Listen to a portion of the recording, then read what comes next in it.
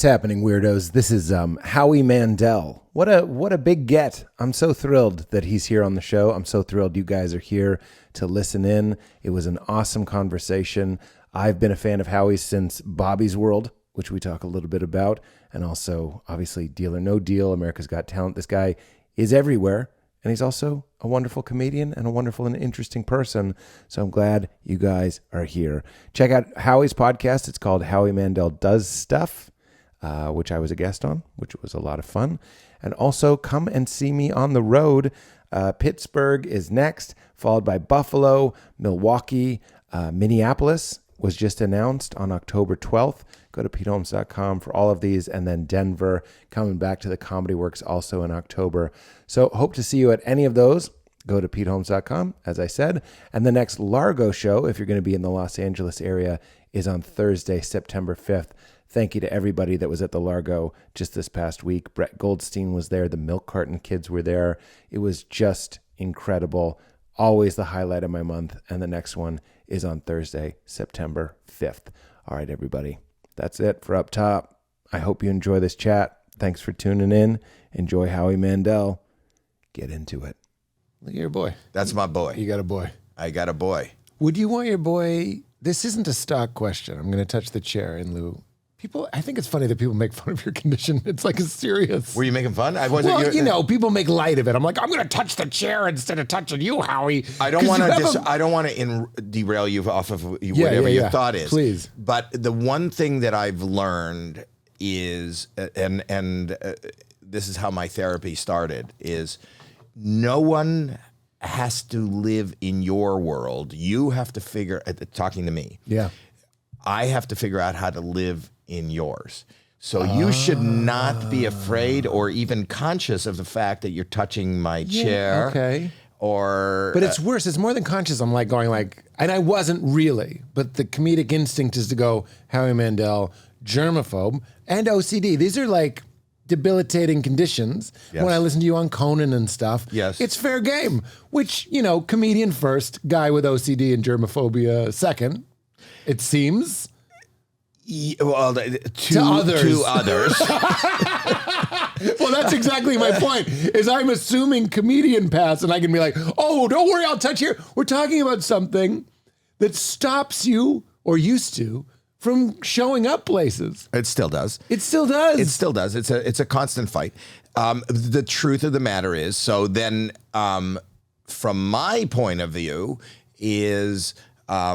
aside from medication and therapy, I'm a human being with OCD and debilitating mental health issues who uses comedy and laughter and distraction to move forward. So, Yes. So the comedy is way up there, and I don't mind other people using it. And a big part of OCD therapy, there's a therapy called exposure therapy. I don't know if you've ever heard of that. I'm aware of exposure therapy. Okay, so It's what... Go ahead. I had a bad Louis C.K. joke. Keep going. Keep going. We shouldn't make light of such things, but that is the area. You have to. Like the streaker kind of thing. Exposure therapy. Big in the 80s. Well, it's big for me. It's big for me hourly. So they're doing it. You still do exposure therapy.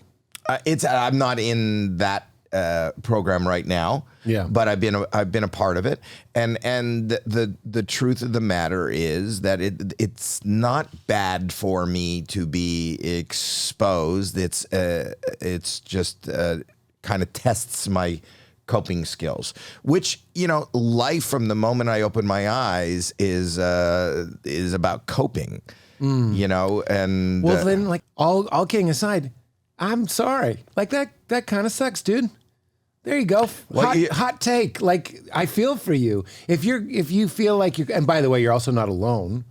Right. I'm coping. I'm finding using humor to negotiate. I feel like a lot of people come to comedy shows, whether they know it or not. We need to laugh at just how fragile and exposed and vulnerable we are. So you're not alone, but I also just want you to know some solidarity. First of all, I appreciate it. And thank you. But I don't think that we are different. I think that everybody in life, humans need to figure out how to cope, how to deal, because that's, shit happens. Life is coping. It is. That's what the Buddha said. It is. It is. It's like the next step. Life is suffering. Okay, then cope. There's coping to be had, so we can. I think that's what religion is. Get the mail. I think religion Comedy, religion, food, sleep, sex. Drugs, television, TikTok. You ever see, I was doing a show last night, guy before he's about to go up, he's just scrolling through Instagram. I'm like, this motherfucker isn't looking at Instagram. He's coping with the anxiety, the adrenal release that he's about to go on stage and do a very frightening thing that you and I have, and he too, have adjusted to normalize. But he's looking at Instagram. I was like, we got to soften. It's easy for me to go like, look at this dingus. He's on Instagram. I'm like, he's anxious. We're all anxious. People even use anger as a way of being like, if you're angry, you're not afraid, at least. You know what I mean? You're something else for a moment. Right. And the fact that we are headlining this as a coping skill, not every coping skill is great. And not every coping skill is, and it's not an excuse. And I'm a victim of, no, I'm not a victim. The people around me are victimized by some of my coping skills. I have an like they work for you, but maybe no, they don't even work. But what I'm saying is, I know you weren't being funny, but that's very funny. I know they don't even work. But here we are. I relate. So many things I'm doing, I'm like, this doesn't even work, and I'm doing it. I have an underlying, bubbling, dark anger. That comes with the territory of whatever my personal suffering is, that rears its ugly head sometimes with, I don't have a lot of patience, and I don't have a lot of, and I spend a lot of time in my life apologizing for my behavior. That's interesting. What triggers it? Not looking for a scoop here, but the first thing I said when I saw you today, we're here at your studio, and it really has this like very nice Wonka. I said this to you earlier, without the like sinister side of Gene Wilder's Wonka, like the dark side. It feels like this is a very happy and even place. It is this place that I reside in is meant. Yes, that is the vibe that we are going for. And that is the vibe. I invite people into my world. You, in fact, are doing this particular episode in my world because I have a hard time leaving my world. This is a place of comfort. Yeah. It is a place of distraction.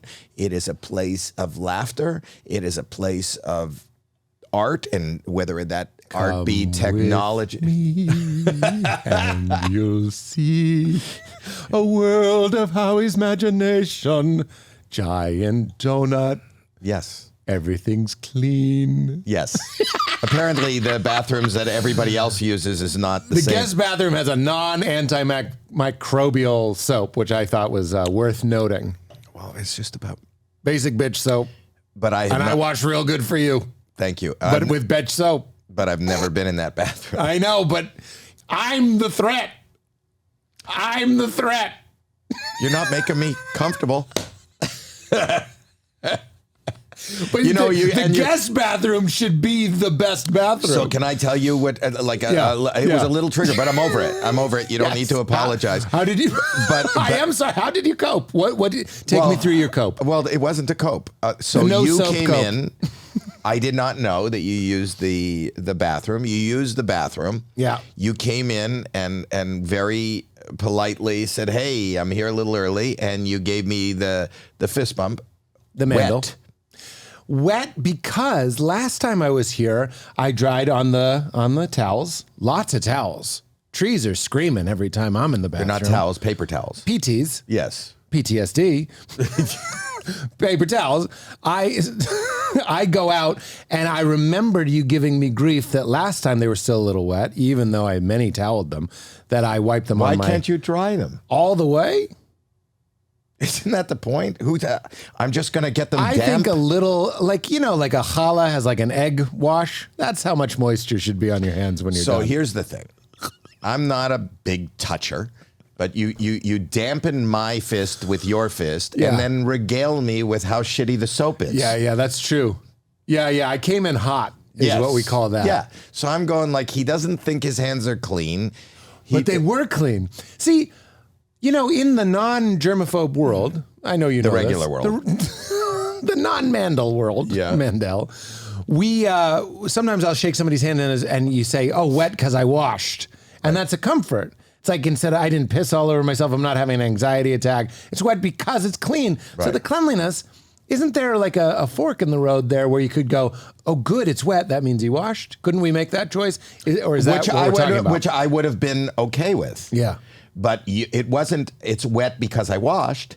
It's wet because I washed with a dysfunctional soap, with something that's not antibacterial, with something that doesn't clean, which something is disappointing. Well, are you like a soap aficionado? Because No. because here, aren't all soaps antibacterial? Like, isn't the friction? I think it is. The friction and the water is what's doing the cleaning. And then the soft soap people are like, we can charge a little bit more if we put like an antibiotic in here. I'm not sure though. The guy who created Purell I've met, and he thanks me for your help. He does. Yeah. And how did you come about meeting this man? So in 1998 or 97, we should look up when did Purell come to be. But I did a talk show. I did a daytime talk show, the Howie Mandel show. I came up with the name. Well, actually, my parents did. But this is good. It comes with bits. The topic comes with bits. That's very good. I like it so much. You're a pro. Thank you. What fun. It had a tag. I came up with the name as the bit. Yeah. Actually, my parents came up with the name as the tag. It was great. I didn't even think of it. Well done. Thank you. Keep it in your pocket. I will.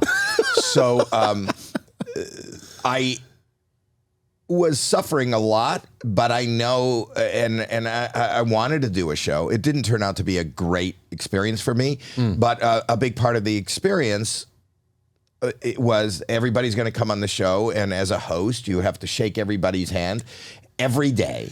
There's going to be 5 people showing up, clean, filthy, sick, just promoting. I mean, again, just to relate, we out here, again, as a whatever, I don't want to other you. I'm just saying, I'm also out here going, who did I just meet? Some clammy, unshaven, but gross man. But that doesn't, everything I'm thinking makes sense. Yeah. And I don't think other people wouldn't think it or even get it. But what it does when you have OCD, obsessive compulsive disorder, is it triggers a plethora of, worst case scenarios that don't stop. Right. And it's not... You're being tormented with it. Tormented to so the your brain point is actually smart. This dysfunction is smart. It picks something that is rational. You know what I mean? And the fact that you are rational, and the fact that you have some semblance of intelligence, and the fact that you know that what you're thinking is being overly analyzed, but you can't stop it, and you're aware that you can't stop it, makes it worse. Ignorance is bliss. Yeah. The fact that you are so like, I got to stop thinking about this. Why can't I just have this conversation without focusing on where your wetness touched my wetness? Why can't? And it's not going to kill me. And even now, and it's because I am medicated, I am still aware, but able to move on without running out right now, wanting to scream, but screaming on the inside to scrub my hand where you touched my hand. Right. So I was aware that people were going to show up every day because it's a job, and they are working for a studio or a network, and they have to, and just because you have a little bit of a cold, or you're feeling under the weather, you're still going to do the TV show. That's kind of a cliche, is the overworked talent that even though they have the cold, they got to push out the book because it's released this Friday. That's when you work when you're sick. And they're going to shake my hand and they're going to sit with me, and they're going to be facing me with their air coming toward me all the time. Yeah. So I had a friend, I still have, Richard Rosenberg, who is an orthopedic surgeon, who gave me, I called him and I said, what is that? What is that? What do you guys scrub with before surgery? What do you scrub with? And he gave me a bowl of that stuff. And that was under my desk. I had a bowl of that. Nobody knows that. I had a bowl of that stuff under my desk. And during the commercials, I would scrub like it was for surgery or right after I. I always assumed that was like a gritty soap. It wasn't. It was more like a Purell evaporating kind of thing. He gave me, no, there wasn't Purell. So there was a soap and there was that. And so you're rinsing them? There's like I said one time, I think I mentioned it on the air, and this guy, I'm trying to remember where Purell came from, but it was a guy from Philadelphia, or I know it's the East Coast. And this is your podcast, so I can't ask somebody to do quick. But we're in your place. Can somebody Google where Purell, who started Purell, and what his name was and where it came from? He got in contact. Oh, there it is. Purell is an American brand of hand sanitizer invented and introduced to the consumer in 1988. Wow. Oh, wait. And it went to the market in 1997. You were right. Yeah. Trey Mandel. So he sent me, he said, try some of this stuff. Anyway, they sent me Purell. Yeah. I was so fascinated. There wasn't any antibacterial, like there wasn't that thing. Like, that seems so common now. Yeah. And especially with through the pandemic. Yeah. But I had this early Purell. And I fucking swam in it. You know, like it was. You Scrooge McDucked it? Well, to the point where what happened, and I did not know this, I started during that talk show, and I never in my life before, I started getting warts on my hand. From using it? Well, let me tell you. So I went to the dermatologist and I went, what are these warts? And I'm also not a doctor, but warts are, so what it was, yes, overusing antibacterial elements on my hand killed the every bacteria that I had on my hand. You need bad and good bacteria. This is like, what did they tell you that when you had kids? They were like, it's okay, they're licking the floor. That's like all part of it. They're like farming different bacteria to train their Nobody's ever said to me it's okay they're licking the floor, but I know what you've exaggerated, right? It doesn't have to be the floor, but if your kid is licking the window at a restaurant, I still can't deal with that. I've heard people be like, it's part of their intelligence. I mean, I'm not saying they're doing it consciously, but the design, is there any comfort there that it's sort of like, it is chaos, but there's sort of like a strange harmony to it? Well, somebody told me that, you shouldn't even be using, a lot of people wipe their ass with baby wipes. Yeah. That your colon and your sphincter needs the bad bacteria. It needs a little poo-poo. It needs it. You're so dead serious right now, and I love it. It needs it. Yeah, I know, because when we're talking about bacteria, I'm trying to not panic. Like I'm doing it. Yes. Yeah. So it's really hard for me. Yeah. But it doesn't matter. You can. After I wet bumped you. Yeah. No. Oh no. No. I go don't ahead. like this. No. Go ahead. I feel like it's like. Is it the sort of thing if we talk about it too much, it gets worse? No. It feels like more. I don't feel like I'm on a podcast more that I'm in a session. Because this is how this is how my sessions go. Yeah. And that helps though. I mean, talking about it. It is always. I always talk about mental health and destigmatizing for the world to normalize and make it feel better. It also, anybody who's dealt with a therapist, a psychiatrist, also talking about it, talking about trauma, talking about anything that was painful, anything that bothers you. There is value in that. Yeah. And that is a coping skill. I had on my podcast, because I like to face my fears, I had a hospice nurse. And she talked about, because I'm fascinated by death, which is basically the end result of anything that we're talking about in my mind, It's the end result of anything. It's a guarantee. It's a guarantee, baby. Yeah, but I mean, you don't know when your wet hand touched mine.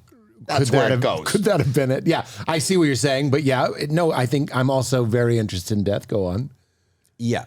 So you had a hospice nurse on. Yeah. Somebody who's really facing. Yes, who surrounds herself with that. And I wanted to know her feelings and her emotions and how people are coping. And one of the things she said to me, which kind of rang true, is even when people are really close to the guaranteed end, really close to it, and because she's the one that's there, they talk about their fear, they talk about their thoughts, they talk about their horror. Somehow they're the ones that cross that line much simpler, much easier. The ones that let it out. Yeah. So when I have these discussions, even though this is not an easy, not necessarily easy or light, it is helpful. I hope so. No, that's what I started by saying, like, I'm not here to be another person clowning about what I've heard you talk about being a serious, debilitating, potentially debilitating thing. No, I've talked about this ad nauseum, and I'll just repeat it again. This is something that I've struggled with. I don't remember not struggling with. And in my book, I depicted the fact that I accidentally, opened up about this on the Howard Stern show. You know this, you know this story. So, and I thought that the fact that I had talked about it in a forum like this publicly was incredibly devastating to me, coming from my background, my age, people just didn't talk. Specifically, what did you talk about? Having a mental health problem, having OCD, I was panicking because I thought the door was dirty. I asked somebody else to open the door for me. I thought we were in a commercial. They were having fun with the fact that I wouldn't touch the door. I started having a panic attack. I was going to go to the hospital. I said, Howard, fuck, you gotta open the door. You gotta let me out. I'm going to pass out. You're going to have to call 911. I've been diagnosed with something called obsessive compulsive disorder. I am medicated as we speak. Please, please help me. And he opened the door and let me out. And then I heard on the speakers in the hallway that they were still broadcasting. I thought I was in a commercial. Oh, wow. So I had panicked on the air and let this, and then, I was your age. So I was in my mid 40s, and I'm now closer to 70, so this is a long time ago, and there was no internet. There might have been an internet, but it wasn't public. So the radio, a morning radio show of the stature that Howard had was huge. And that was the internet. Yes. Howard Stern was the internet. He was. So I thought, like, the next day, everybody's going to talk about, that I'm mentally ill, and I'm going to probably lose my job. But first and foremost, my kids who are in school are going to be incredibly embarrassed and not be able to face other people because their dad's a mental case. And I was just devastated and, contemplating, I didn't know what I was contemplating. I don't even want to say what I was contemplating. Dark. It's over. You felt like your life was over. And I walked out into the street, into the teeming street of New York City. And within a second, somebody came into my periphery. I couldn't make eye contact with anybody. And they go, "Are you Howie Mandel?" And I went, "Yes." And he went, "I just heard you on Howard Stern." And I viscerally, I could have, every organ felt like it was just on fire. I was going to throw up. I was just going to pass out at that moment. And then he just said, and this is way before these words meant something else, but he went, "Me too." And I went, "What the fuck? Wow. What?" And he so went, the first person on the street, I don't mean literally, but what an angel. What a gift. It could have been some guy going like, "Hey, you're the fucking whack job," in a cab. And you would have been devastated. But a guy came up and said, "Me too?" Yes. What a fucking gift. Well, I thought so. But I at first I didn't even understand what that was. And he goes, "Me too." And I go, What does that mean? What are you saying?" I was confused. And he goes, I suffer too. And I've never heard anybody say it. Yeah, thank you. And he said, thank you. So that's the angel. He said, thank you. Yeah. And I went, really? And that was And that man was Robert De Niro. But that was a visceral life. Yes, a life vest. Life preserver. Or, you know, he threw me a floaty, you know, and I went, really? And he went, yes. And I felt semi-okay because I felt okay personally, but I was still concerned about my family, the people that I worked with, and how that would go. And I didn't hear anything from my family or the people I work with, which was great. But he saved my life, and those two words saved my life in that moment. Wow. And then when I went home, How powerful we all are. within 4 or 5 days, I started getting mail, not emails, actual letters with other people saying, I heard you, thank you, I've never heard. And that was the dawning in my mind of, I'm not alone. Yes. Because anything that we are thinking of, or, you know, we're all very alone, and we spend our lives just trying to connect. And how do we connect? You know, whether it's, you know, you could be in a very public space and feel so alone, sometimes more alone than when you are actually alone. Yes. Because you're alone with your own thought. Well, it's not working. It's worse that it's not working. I'm sure you've been on the stage, many stages, some glossy black floor, cameras, thousands of people cheering, and you're like, God damn it, right? I'm not trying to be funny. No. Because I was on the set, talked about this a lot, season 2 of Crashing. I'm in a golf cart with Bill Burr, and he literally goes, if this doesn't make you happy, nothing will. And I'm like, he thought, obviously you are happy. But in that moment, I was really depressed because it wasn't working. There I was ringing the bell, and I was like, here I am stuck with this feeling. Yeah. That is prevalent in my life many times over. It's not even a moment. I can't tell you, and that makes you even feel more alone. I can't tell you how many times I'm sitting at the desk on AGT, and there's 3,000 people so excited, and that music, and somebody's dream is coming true. And that's why I love that show. Because I'm just trying to It forces you into their life. And I want to see somebody's dream come true, and I want to see you succeed. And I know that, you know, when they come out there and they go, oh my God, this is everything. Yes. This is everything I've ever hoped for. Yeah. I was a little kid and I was watching it on TV, and now here I am on this spot. I need that. But I'm in my own little pool of darkness sometimes going, how come?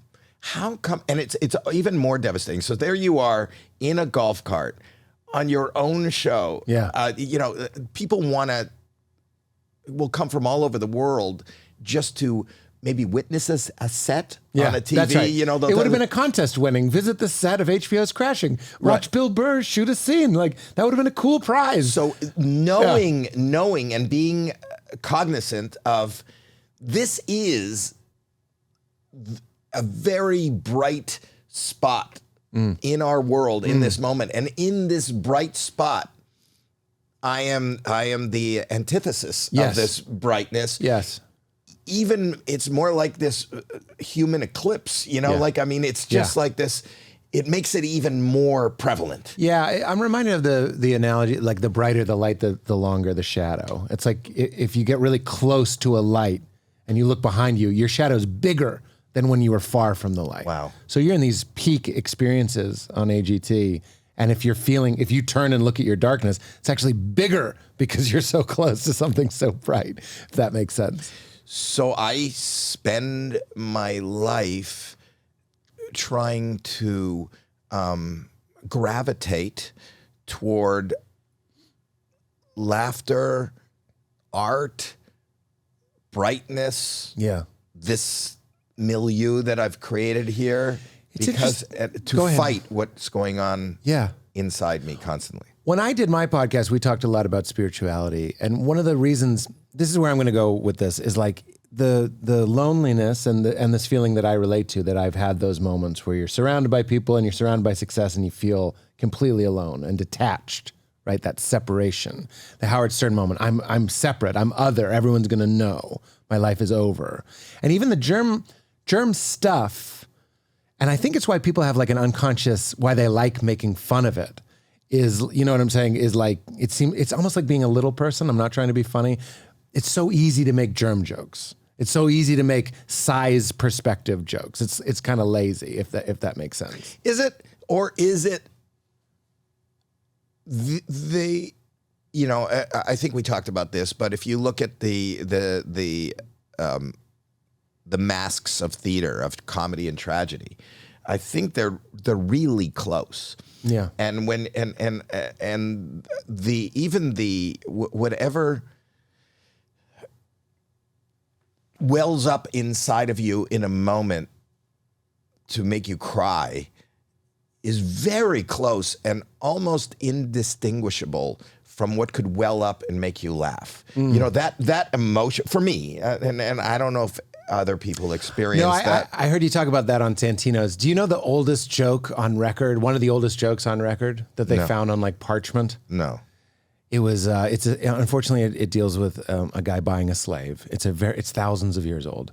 Guy buys a slave from a slave owner. 2 weeks later, the slave dies. So the guy goes back to the slave owner and goes, "Hey, that slave you sold me died." And the slave owner says, "That's weird. He never did anything like that when I had him." It's like, I know. I'm not saying it's a great joke, but isn't that nut? That's dark every way you look at it. But isn't every joke dark? Well, it's funny. That's what you said to Slamtino, and I was like, just for the fun of it, because I agree with you. I will, when I'm watching comedy, sometimes I'm like, holy shit. If subtitles on what this person is saying, often, like I'm like, oh, this guy's saying it's okay to hit women. Like that, you'll find something strange in it. But I was going to counter it with this. I've in my career, I've tried to write jokes that are funny and also kind of neutral in that regard. And the one of them that came to mind was, I go, unicorn? How about unihorn? It doesn't have any corn. It has one horn, right? Right. And believe it or not, the performance makes it funny. So it's just like a silly joke. I was like, there's nothing really mean about a joke like that. Except, you know, and there's shades of darkness. The fact that it's wrong. You're right. I'm saying the people that named it were stupid. It's ridiculous. It's not a positive. Oh, wait, so life is meaningless. We're just calling this a unicorn? Right. Yeah, so like, what are we doing? Life is chaos. You're pointing out a mistake.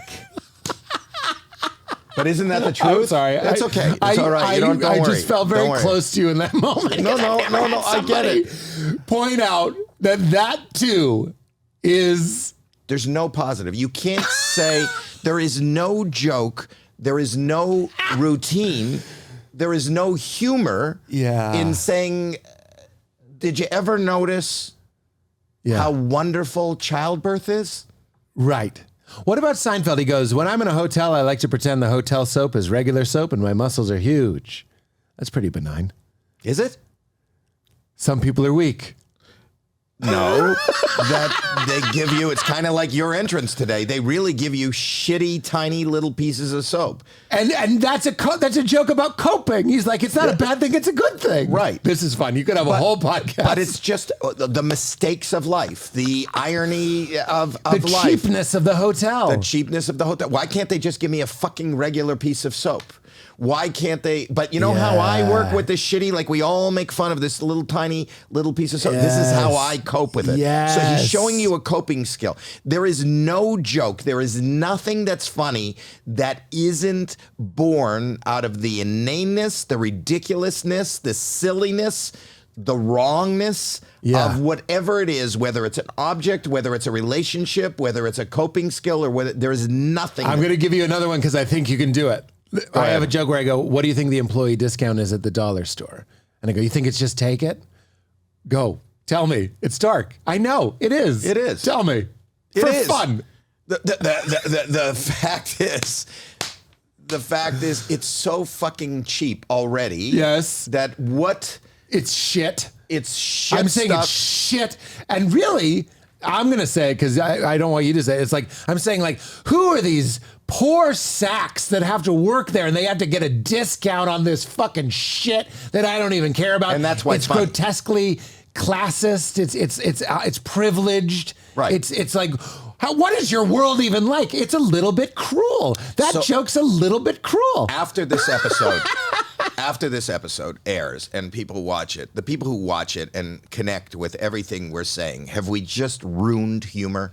Have we just taken away? Well, you said anger earlier, and I think all of the uncomfortable emotions, I really related to when you said that. Sometimes I'll get mad at my dog. He just destroyed our hammock, and I'm embarrassed. Nothing, I don't do anything, nothing comes up, but like this flood of overwhelming, like, God damn it, Right. kind of feeling. Right. And I'm so intolerant of that feeling. And I think there's a lot of feelings people are intolerant with. Their disgust. It might even be their privilege, their luck. You know what I mean? And they need to laugh, and their death. And they need to laugh at all of these things. So I don't think by pointing out how my dollar store joke is kind of cruel is ruining it. I think it's like, yeah, fucking thank God that we have these sacred places that you can go and exonerate these feelings, get them out of you. Well, I think that feelings are something that nobody's comfortable with feelings. I don't think we all are. I think you're so right.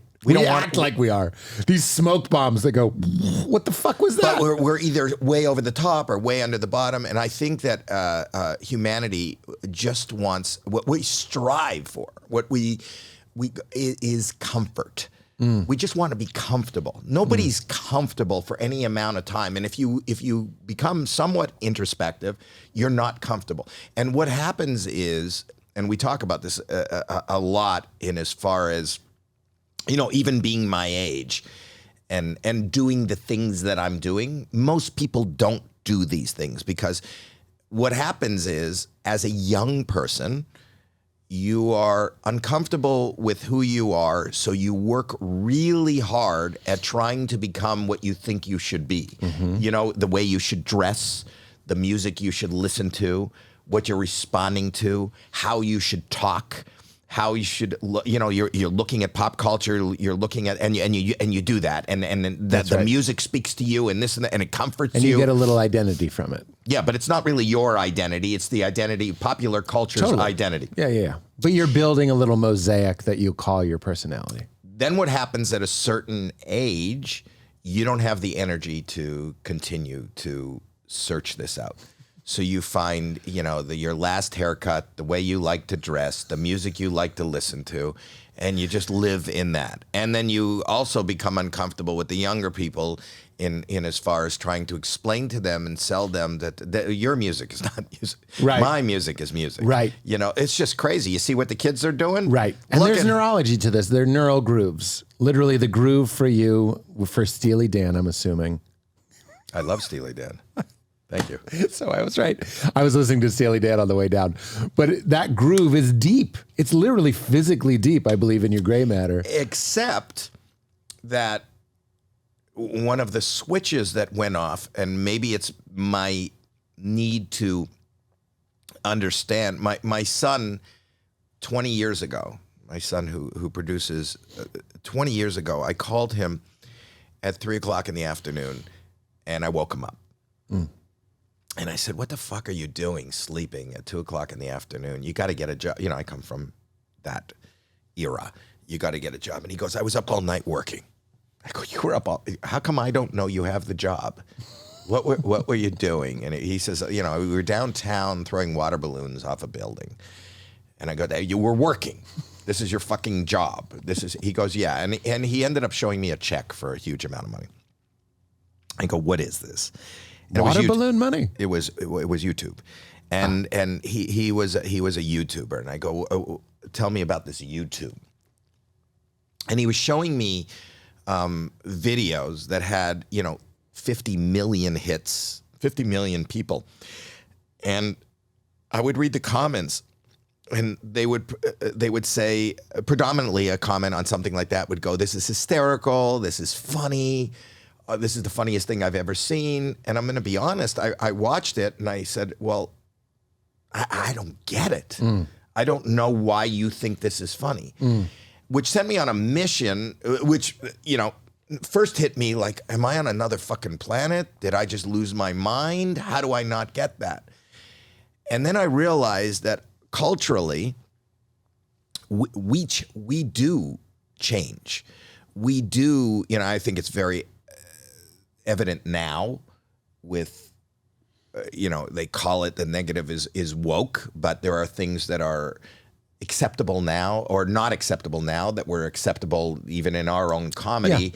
10 years ago, you could say that on stage, it would get a roar, it would get a laugh, it would be the switch. And today you could say the exact same thing and you will be fired, you will never work again, and you will be a pariah for the exact same thing.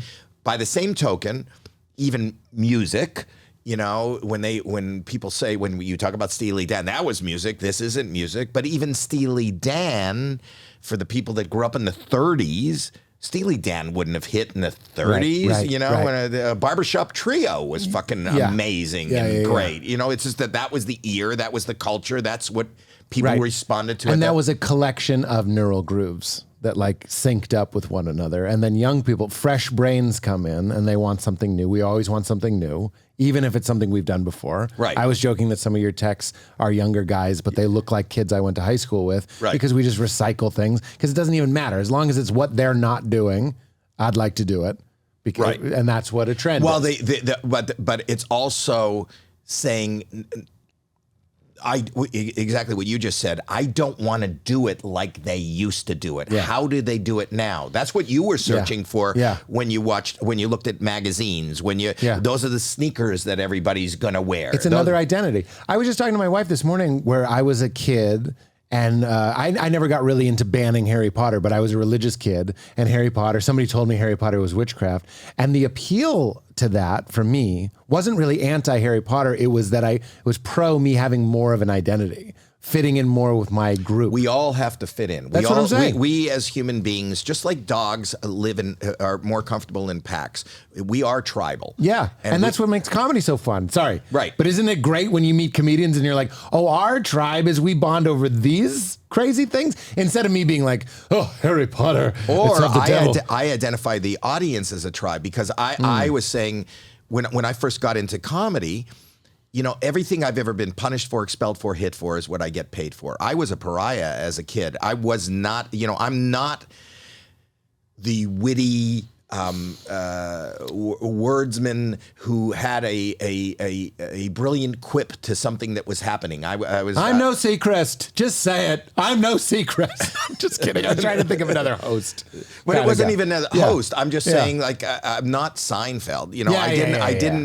I was silly and an outsider, and I kind of respond to discomfort and awkwardness. I wanted to reclaim the feelings that I got from watching Alan Funt on Candid Camera, because I liked it was real people and it was funny. I was in on the joke. They weren't in on the joke. Yes. I liked that, but you weren't chiseling a joke like Jerry was. No. Yeah, academic. So I didn't fit in. Yeah. And, but when I got dared to get on stage at Yuck Yucks in 79, all of a sudden, when I had a silly feeling or I did something silly, there was a group in a room of 200, at least 90 of them were laughing along with me. And every time I look at an amateur night on, any given stage, in the most awkward moments when somebody's getting on stage and you go, oh my God, like what the fuck is this guy think? Like, why does he think he should even be here? Yeah. I don't think anybody shows up on stage anywhere under their own, somebody said to them, you're funny, you should do comedy. Yeah. Somebody at the dinner table is laughing. Yeah. Uncle Nate thinks you're the funniest, or you do, which I've seen. I saw somebody get on stage and they go, this is my uncle. I don't know your uncle. Yeah. Like, why is this? Why would we like this? Which is kind of, I actually ended up making a joke. In my early days, I used to go, all right, here's an impression.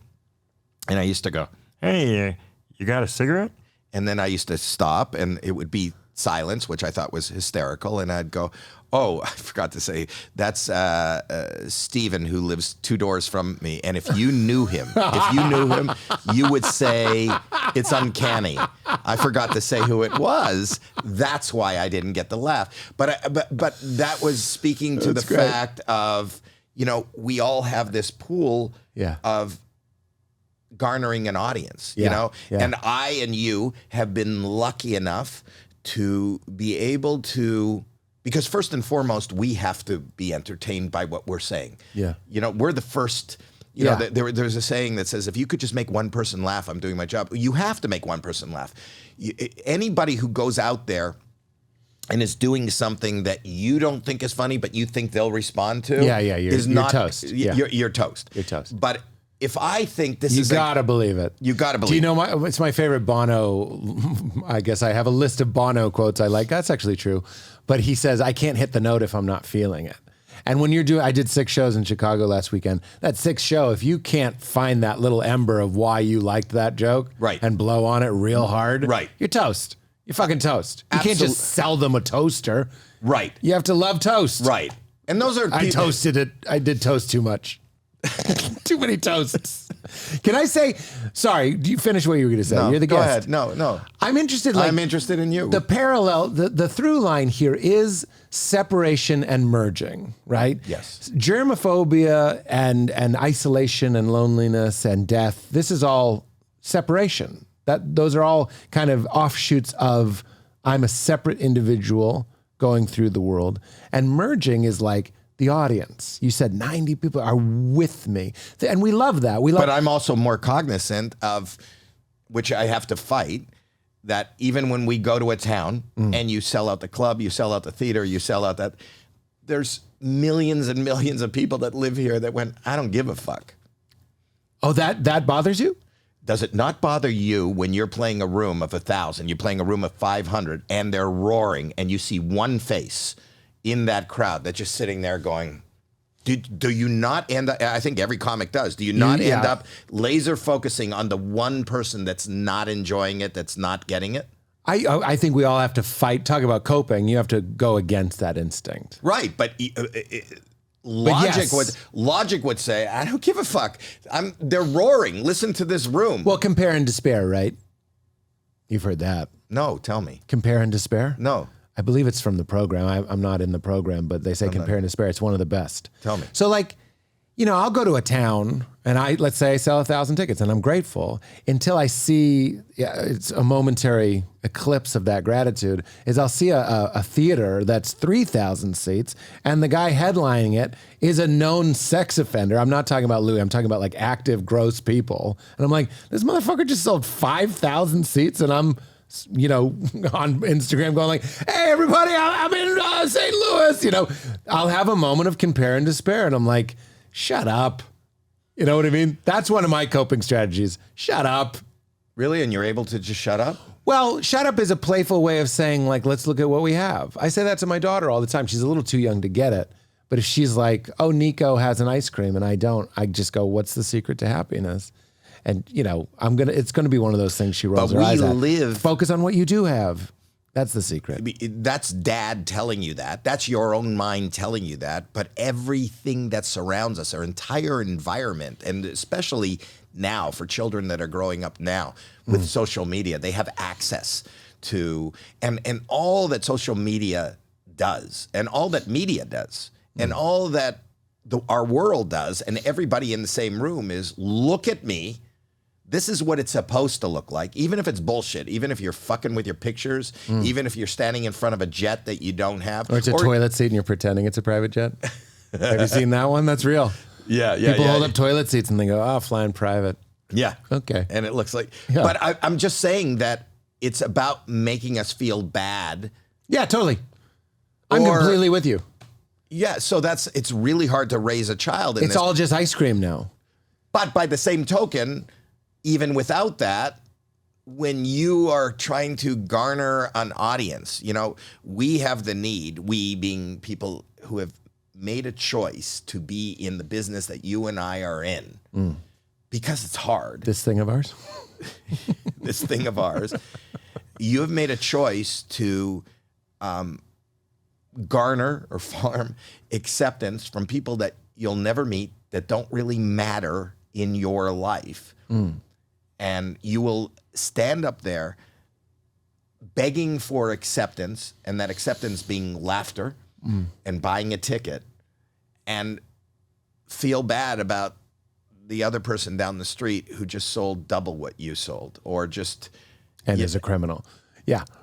No, but that's true. whether they're good or bad, I feel the exact same way. Yeah. I feel like, oh my God, why is that? This goes back to my interest in spirituality, which is why I feel like when you do turn 70, this is going to be your decade for going spiritual. I think you could get a lot out of it. I don't understand spiritual. Let's talk about it Okay. when we come back. MeUndies is a great... No, I'm just kidding. Before you talk about the truths of the universe or your attempts at them, you do an underwear commercial. Pardon the interruption, friends. This episode is brought to us by our newest Pete's Pick, Chubbies, a lifestyle apparel brand that has no equivalent in all of human history.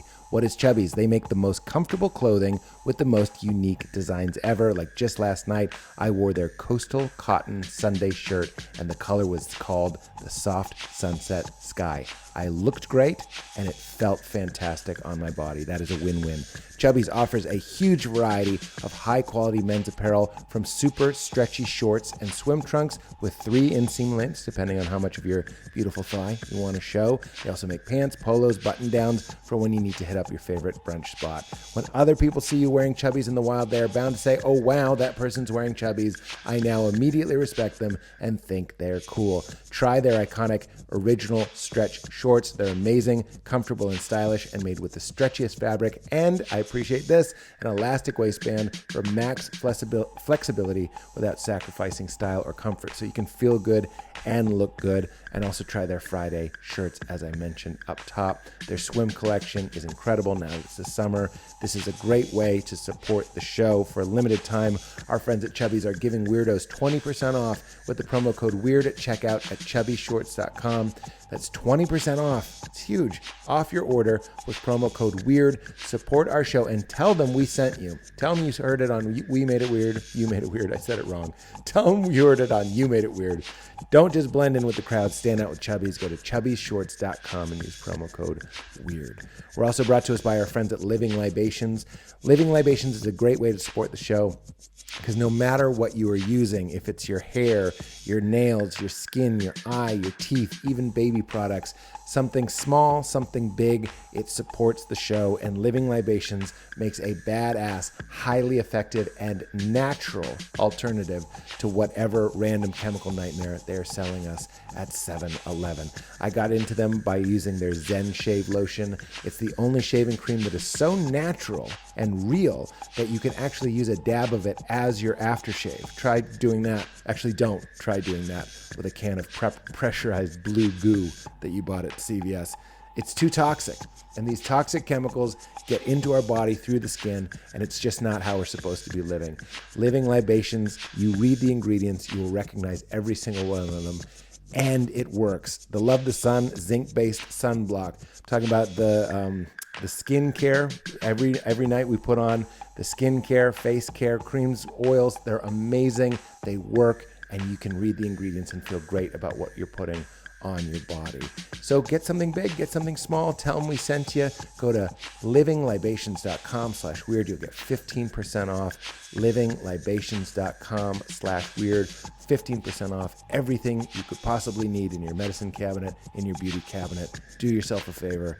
Give it the Living Libations upgrade. All right, back to the show. Well, to me, religion, let's throw it away. That's we don't want that. That fucking sucks. Well, religion to me is non-branded belief. Everybody has a religion. I agree. You know, and whether it's Christ, Judaism, money, yeah, they're power, all power, sex, yeah, food. That's religion. I don't know what is the definition of religion. I don't know. That's a great question. Guys, put up religion definition. You can just type deaf. It'll do it. No, that's definitive. I want a definition of religion. Just put a define religion. Not religious. Not religious, religion. There we go. I'm mad at the magic people Googling stuff for us. Not religious. Here it is. The belief in and worship of superhuman power or powers, especially God or gods. Ideas about relationship between science and well, that's not what it was. So it's a belief and a worship in superhuman power. Well, I think not the agreed upon definition. Give me more. The pursuit or entrance to which someone ascribes supreme importance. It is. No, religion is a system of beliefs and thoughts to understand the origins of the universe. Why does it have to be the origin? What about where you're going to go? Or the metaphysics here, of life. Go up. Middle English. Scan there. Middle English, the origin in a sense of obligation, bond, reverence.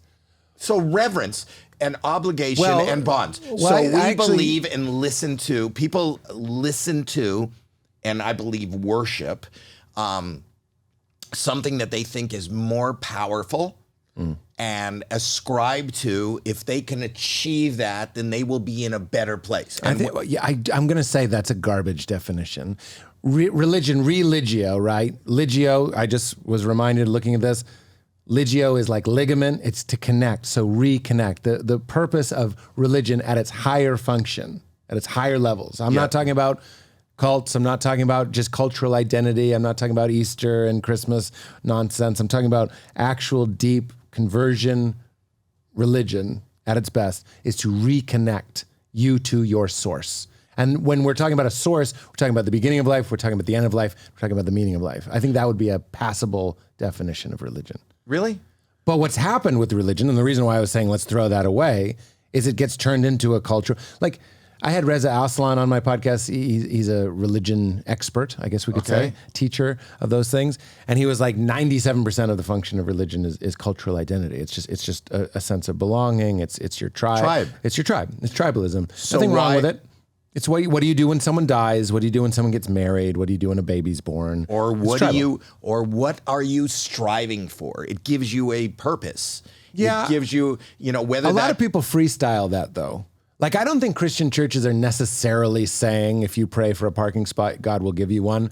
But I would say that's not what they say. But but it gets interpreted that. You know what I mean? No, I don't think it does. I think the people that leave the church end up praying for parking spots.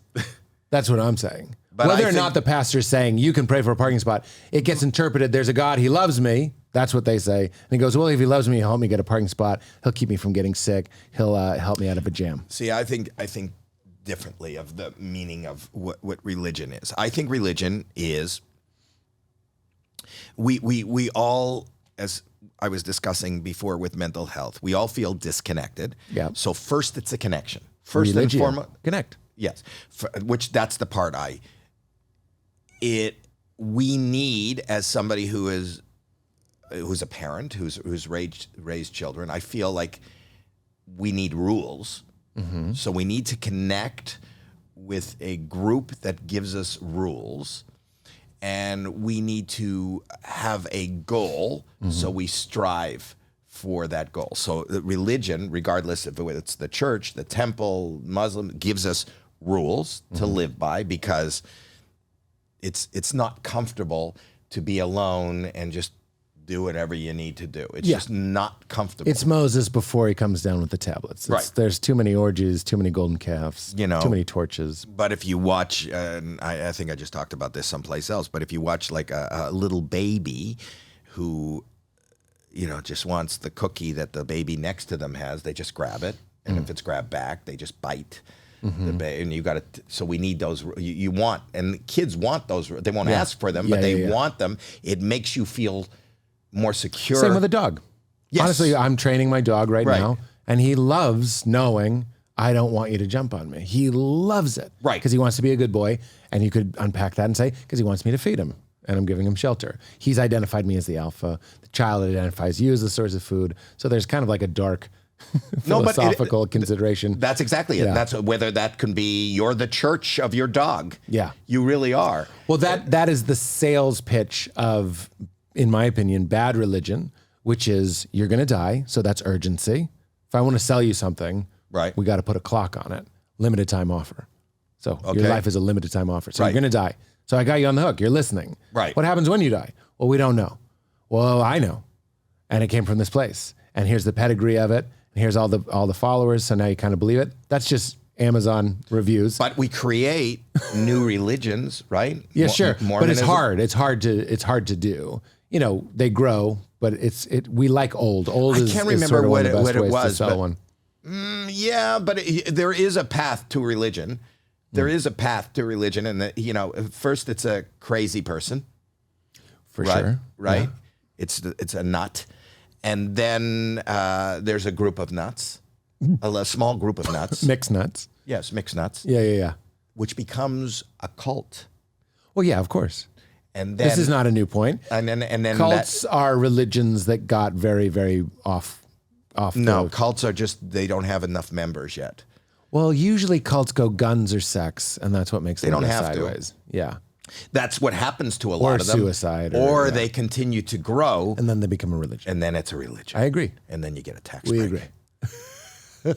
Yeah. But that's what it is. And whether, and what I'm saying is we strive, we know that, whether we want to, it's kind of interesting, like even fame and notoriety. Yeah. I don't really understand it. I don't put that's a kind of a throw off kind of Byproduct of your of life. what I do. Yeah. The truth of the matter is, for me, my favorite thing to do is stand-up comedy. I need it because that's the thing that keeps me most in the now. That's the most distracting. I drop in on the Comedy Store and the Improv and the Ice House, and even when I'm not working, I'll drive through a fucking storm where there's 3 people. It doesn't have to be the tickets that you're buying or whatever, because I need that. That's therapeutic. The fact that people know my name and recognize me, there are a lot of benefits to that, but that's what a lot of people strive for because they find some comfort in being recognized. Yeah, because it's not lonely. It's like, I heard Letterman say it turns the world into a small town. That was one of my questions for you is, do you like being Howie Mandel? How much would you charge me to be you for a day? That's a good question. I'm not happy with myself, but I do. No, don't say that. I'm not, What does that mean? because I'm uncomfortable. With I've who? become comfortable with my discomfort, but and it depends. You have to say there's a lot of that's a very good deep question. I like being Howie Mandel because I love what, if I can remove him for a minute from who I am. Yeah. I love his children, Yeah. and I Yeah. love that. That is the most exciting, closest to religious experience that I can Of course. attest to. So if there was no Howie Mandel, there wouldn't be my children and my offspring and my wife, who these are the most important things to me, and they are the things that I would give away everything for, that I would be willing to suffer for, that I do. But if you remove all that and you just talk about me, no, I don't. I don't. There are Perks. yes, but perks don't make for. Tell me, when you wake up, what's the first thought? Do you have a consistent, is it like, ugh, or is it, ah? Or where in between those two? I wake up sad. I always wake up sad, and then This again? Is that the sad? no, don't even know. No words. No words, just sad. And then as soon as I become conscious of what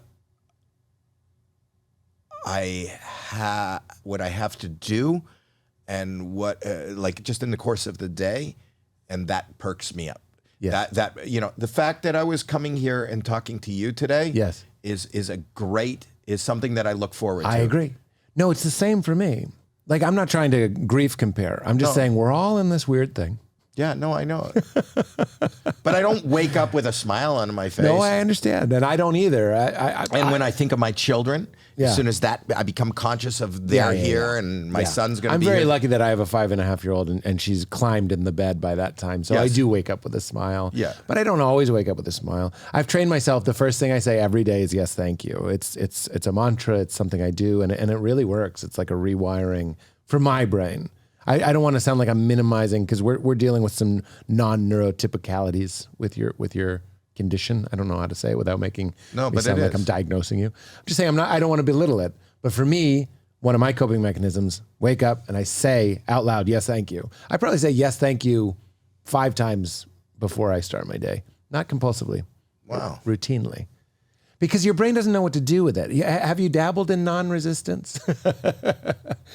Your brain doesn't know what to do with it. Like when you're having an overwhelming feeling and you welcome it, I'm just talking about neurochemically. It doesn't know. It wants you to resist it because that's where the juice comes, you know? I don't know. I don't know. You got real dramatic there. I got really dramatic because I got really overwhelmed with Tell me, emotion. what do you mean? What do you mean? I don't know. Well, what was the emotion? Sinking. Sinking. I sink. I have a really hard time treading. Yeah. If I have a really hard time not. I'm always paddling, trying to climb. Well, to go back to that, Seinfeld in one of his interviews, he did all those unfrosted interviews, and he's talked about everything he does every day is to ward off that day's depression. Does that seemed in our ballpark here? It's like we look forward to this. We look forward to our kids having the thing, the Tetris next piece thing. I have to. I fight to stay above the darkness. I fight to stay in the light. I fight hard. Always. Is this really depressing? I love this. Okay. Who did you just look at? My son. Nobody. I'm just did trying he go, yeah, it's depressing. What are the things that work? There's medication, then there's therapy. Because I think people are relating to what you're saying. Love, family. Knowing there's people here, surrounding myself in an environment that I am, sitting and watching other people. I think life is art. I really think it is art. Artists, you have to be creative in how you get from A to B, and surrounding myself with, I'm sitting here in my office with people who are amazing. They have amazing ideas about technology and about music and about, I don't have an office per se. I call this my office, but I don't have an office. It's a warehouse where I have DM'd a lot of people and brought them in. You've slid into a lot of DMs? Well, that's dating. I learned from my kids. Oh, really? You can't just say I slid No, I into... DM'd you. I direct messaged you. When you slide in. This is me learning. Yeah, well, sliding in is like... That's because you have a 5-year-old or a 3 or 5-year-old. I have don't know older. what's happening. I have older. They can help. They told me not to slide, just to DM. But you're surrounding yourself with creativity, positive momentum, forward thinking. Yeah, I try to physically immerse myself in positivity. It's just I have no idea what she's asking. My wife was asking me a question. But anyway, I'm on that's another thing I can't stand. I don't want to be on chains. Oh my God, I don't read them. I mute them. You can mute them? No, I'll do that. Teach me to do that.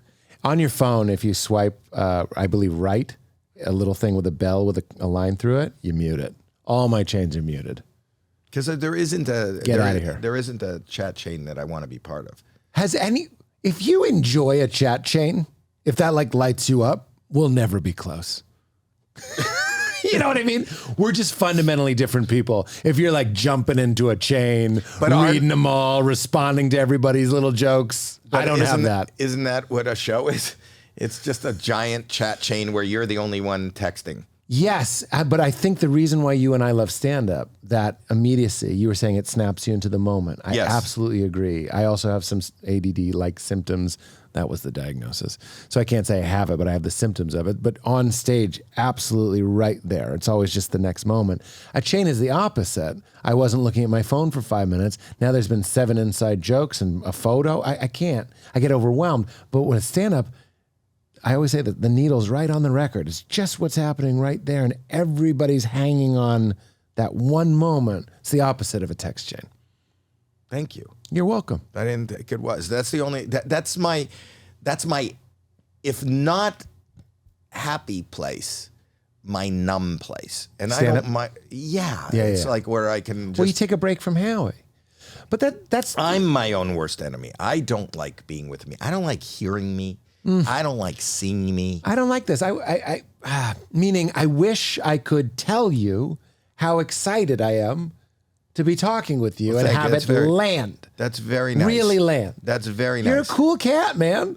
I'm not just saying this like. But I realize, and you know, this is also from therapy, you know, and just our world, you know, with all the shit that is going on in the world, and there is a lot.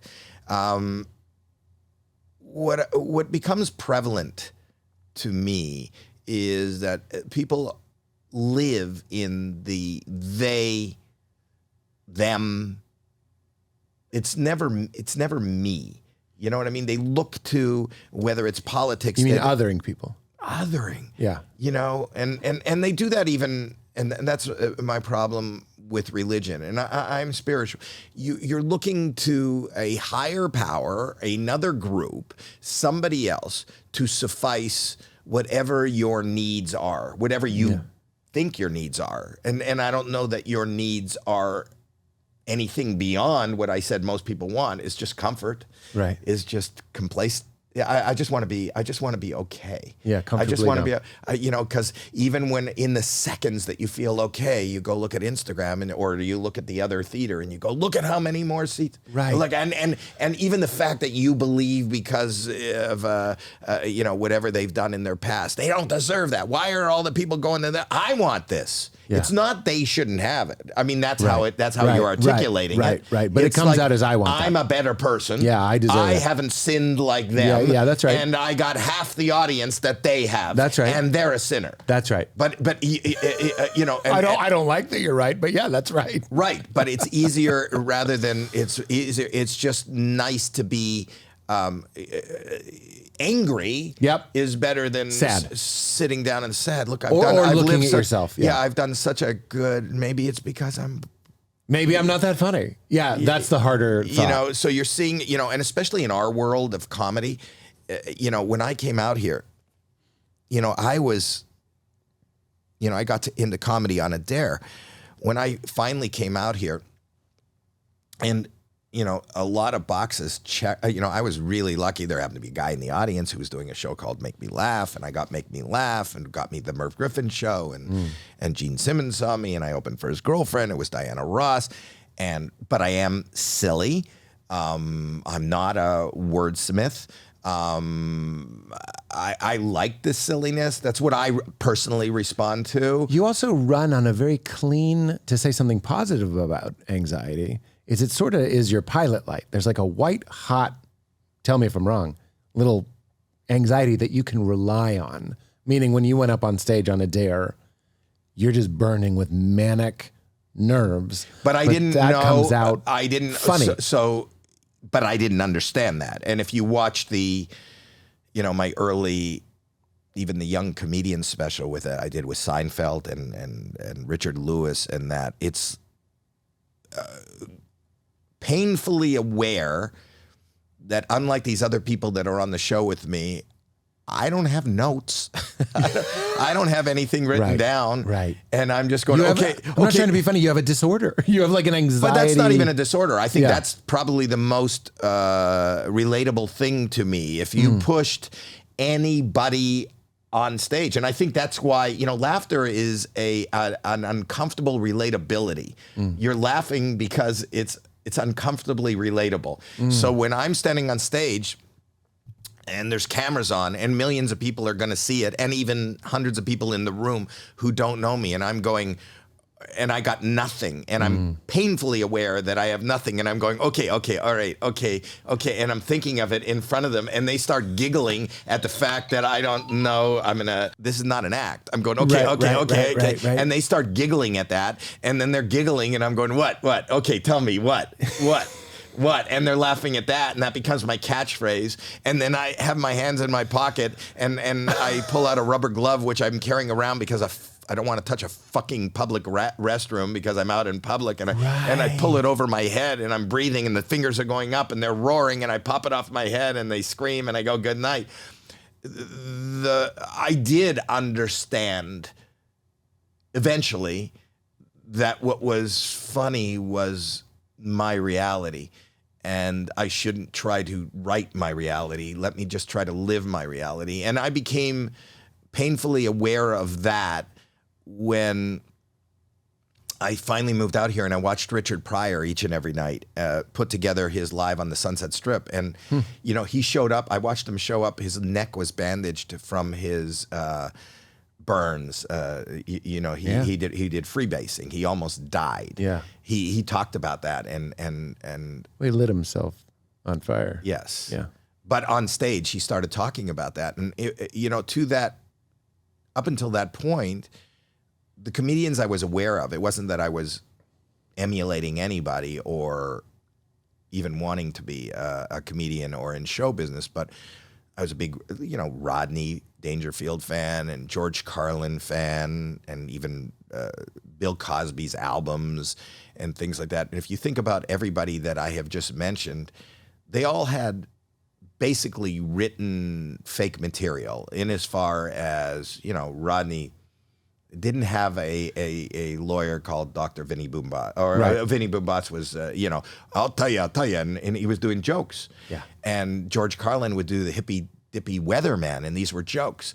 And I became really aware of what Richard was doing when he started talking about his background and his life and the people that he was meeting on the street. And he was raised in a brothel. He was doing it real. His origin story is tragic. Yeah. His relationships are tragic. Yeah. His life, he had near-death experiences, which he was making fun of, and he started, and it's hard to put it in the perspective of today, but in 1977 and 78, when I was watching him every night at the Comedy Store, and I was just, my mouth was agape just watching this, I go, he's really funny in reiterating this, drug-addled character on stage, but that's probably what the guy sounded like. And when he's talking about his relationship fucking up, and when he was talking about his near-death experience, when you watch Live on the Sunset Strip, I realized that these are stories. These aren't jokes. These are characters. These are real. They're people, yeah. They're people. And that's when I realized for myself, it's okay to keep going with, I'm not going to write jokes. I'm not going to write. I don't like jokes. I don't like jokes. I don't like when somebody comes up to me and says, do you want to hear a joke? I really don't. And when somebody tells me two guys walked into a bar, my first thought is they didn't. Yeah. They fucking didn't. I am with you. And it's pretend. Yeah. So it's not funny. It's only funny. My seed of humor that I developed came out of watching Candid Camera. And I was watching real people in awkward, scary, unfathomable. Sort of like when you're going, okay, and you're watching something genuine. Right. But they were the architect of these uncomfortable situations. So I don't mind being the architect of that, whatever's happening in that room. But to that end, when I showed up at the Comedy Store with my beautiful girlfriend, who's my wife still, and she was backstage, it was so fucking mean. It was like, I was not liked. I was not. You mean in the green room?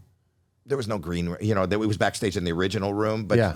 they wouldn't know that was my girlfriend, and they'd stand at the back, and other comics would go, "What the fuck is this? Like, how is it?" You know, because I'm not a writer, I'm not a monologist. It's kind of like, which I think unfairly Scott Carrot Top gets a lot of within our community.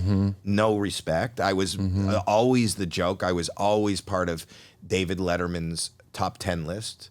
And we'll give him tickets to a Howie Mandel show. You know what I mean? Which was incredibly hurtful. You opened for him. I did. And then, he didn't write that. Yeah. You know, he had writers write that, but it was kind of funny. Just like, it's kind of funny when people make fun of Carrot Top. I don't think so, but I'm just saying, I get that's why it's the, so I became the joke, joke in the community of comedy. You know? So go ahead. Go ahead. No. I'm wondering, there's this guy and the girlfriend, now wife, hearing people making fun of you. I get it. I hate it. But I can see how comedians can be like vultures, and if somebody's not doing it. I had a lot of props and a lot of, okay, wait, what? That's what I mean. We tend to hate it when somebody's just like coasting on charisma and charm, and we're like, fuck you. You know what I mean?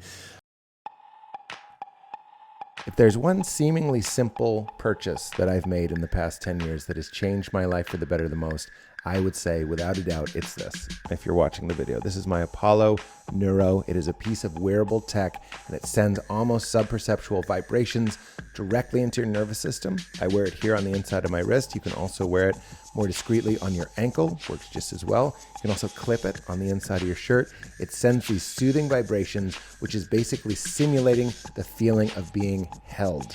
That is a wonderful thing when you are feeling stressed, when you need to focus, when you need to relax, when you need to fall asleep. These feelings are developed by a neuroscientist and a board-certified psychiatrist. It's not woo-woo. It is real science, and it lulls your body into a digital, so it seems, a digital product making you feel safe and in control. It's synced with your phone. It has all of these settings like energy, which is a wonderful caffeine-free way of getting your heart rate up. Sometimes when I'm nodding off in the car, I'll put it on energy and it peps me right up. It's incredible. Social and open, clear and focused, rebuild and recover, calm, which is a wonderful setting for meditation. Unwind is what I have it on the whole time I'm traveling on planes, and fall asleep, which is a wonderful chemical-free way to gently put yourself into a wonderful, restful slumber. I use it every single night, and the app is smart enough to know to lull you back to sleep without you even touching it. It'll rerun in the middle of the night, helping you stay asleep. If it was just a sleep aid, I would be telling everybody about it, but it can also help you dial in and focus, fighting off symptoms of ADD. It can help you retain. It can help you socialize and be open. There's a new setting called Joy, which I'm absolutely addicted to. I'm running the Joy one constantly. It's just a way to regulate your nervous system. It's like finding the fuse box for your body. I absolutely love it. And Apollo's effects on stress, sleep, cognitive performance, and recovery have been proven in multiple clinical trials and real-world studies. So try it. You can get $40 off at apolloneuro.com/weird and use promo code weird. That's APOLLONEURO.com/weird and use promo code weird for $40 off. We're also brought to us by one of our oldest Pete's picks and a huge game changer in my life, which is Alpha Brain from our friends at ONNIT. Go to ONNIT.com/weird and you will get 10% off everything you see on that landing page. Alpha Brain is a nootropic. You guys know I love it. I take it 15 minutes before I do this podcast, before I do stand-up, before I go on a date. Anything with Val, obviously. Anything I'm doing that involves my mind, that involves cognition, memory, focus, just trying to be present, just trying to have access to my memories, to my stories, to my vocabulary. If you're using your brain, Alpha Brain will help you dial in. It's not a stimulant. There's no caffeine. Just it's earth-grown ingredients that help you get into that flow, that dials you in to that productive, creative way. I absolutely love it. If you like it 1/10 as much as I like it, you're going to lose your mind. Go to onnit.com/weird. Try Alpha Brain today. You will not regret it. Support your brain. Support the show. onnit.com/weird. But when did you get tapped? Now, this is like the new Howie. Like most people, I know this Howie because I used to buy the VHS tapes of Evening at the Improv. Like I knew you as a stand-up. I loved Bobby's World. It's not a new Howie. It's the same Howie. Yeah, but you are, I understand that. But now people are like, that's the host. When I joked Ryan Seacrest, you sort of are at your Seacrest cruising altitude. Here's the thing. What I did learn, and I say this. First of all, success. People ask about success. People will ask you, I'm sure, if a young comic will come up to you and say, do you have any words of advice? Yeah. And I truly, this is going to sounds silly but I found my success April 19th, 1977. And that was when I got up on stage and people laughed at me. And at Yuck Yucks. At Yuck Yucks. And the thing was that in life, if you couldn't find something to look forward to, if you could be excited about something, like one, and that's what my life preserver is. Even today, if I can be excited about Pete's coming in and I'm going to sit and talk to him, I think most people live a very gray, shitty life. That's what most people do. There is nothing to look forward to. Our Wednesday is fucking hump day, and you're getting over a hump of doing all the shit that you have no desire to do, but you think you have to do because you got to pay the rent, to get to the weekend or your day off where in best case scenario for most people, you're just not doing the shit you don't have to do. But it's not like they look It's not the introduction of something good, it's the removing of something bad. Right. And it's not like they're excited about anything. Right. And I just, when you find something that you can look forward to, when you find something... That's why you say your success is finding that thing. I know exactly what you're talking about. It's very bleak. I hope that's not, I think both of us, out of compassion, I hope that's not universally true. But when I'm driving home from stand-up, doing a set, like I did a set last night, I called Val and I'm like, Val, it was a night like tonight. It's why I say yes to random little shows. Every once in a while you'll do a random little show and you're like, what the fuck was that? Everyone was so happy to be there. It was a great set. Enjoyed it. I'm such an old man, but I'm like, parking was easy. You know what I mean? Like, I'm like, I liked it. It wasn't about the money. It wasn't a fame thing. And I'm driving home. I get that. And I think of other people in my family who I love. This is a compassionate thought, not a judgmental thought. And I go, God help them. Because when I do stand up, it's like taking 5 Xanax. It's like I absolutely. Well, if you go back to even religion, I find religion incredibly bleak because I think in the most zealous way of somebody submerged in their religion, they're fighting every day to not burn in hell. Yeah, that's garbage. That's why I was throwing it away, remember. The spiritual experience that you're very familiar with, the sense of being, awareness, consciousness, and the present moment are indistinguishable. They're the same experience. If I ask you to get in touch with the part of you that knows your experience, that's kind of a fancy way of saying, can you just rest as the knower of your experience? Not the known, not your thoughts, your feelings, but just that empty, spacious awareness that knows everything you know. You kind of rest in that peace. The other way to that same spot is to say, can you just be with me? And I know you can, because you're doing it. I see it on your face. Just be right here. Same experience. The now and the experience of can you just be here and now and what you are and what knows your experience. So here, let me put it back to you. When you're on stage and you're having that merge and all those things that you are chiding against, the Howie that you're not happy with, it goes away. So if you can put that Howie down, it's not essential to you. You know what I'm saying? This is the hope of spirituality. There are things that I don't like about Pete, but when I sit or meditate or if I'm on stage or if I'm just on a walk in nature, sometimes you notice that it can be removed from you. Your neuroses, even if momentarily, can be removed from you. I'm not talking about medical. Coping. Deep sleep. Are you neurotic when you're deep sleep? I don't know. If it's a deep sleep, then I come out of the deep sleep. I don't remember what happened. But even in these moments when we're talking, even if they're just glimpses, there's moments where it falls away. Yeah. Or it could be on a roller coaster, or it could be doing stand-up. Right. So what I'm saying is, if these I want to stay away from the medical part of your situation, but like if I'm having anxiety, but I can put it down, like a long breath makes it go away. That means that anxiety wasn't essential to me. It was a passing phenomenon. Like I'm the sky. Well, that's hopeful.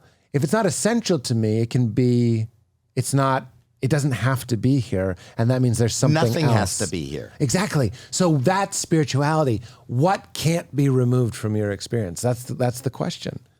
But the comfort can also be removed as much as the discomfort. What do you mean? Tell me what you mean. So like if you say that I'm in a darker place, but I can have that deep breath, even regardless of what it is, or a belief, or a thought that can take me out of that.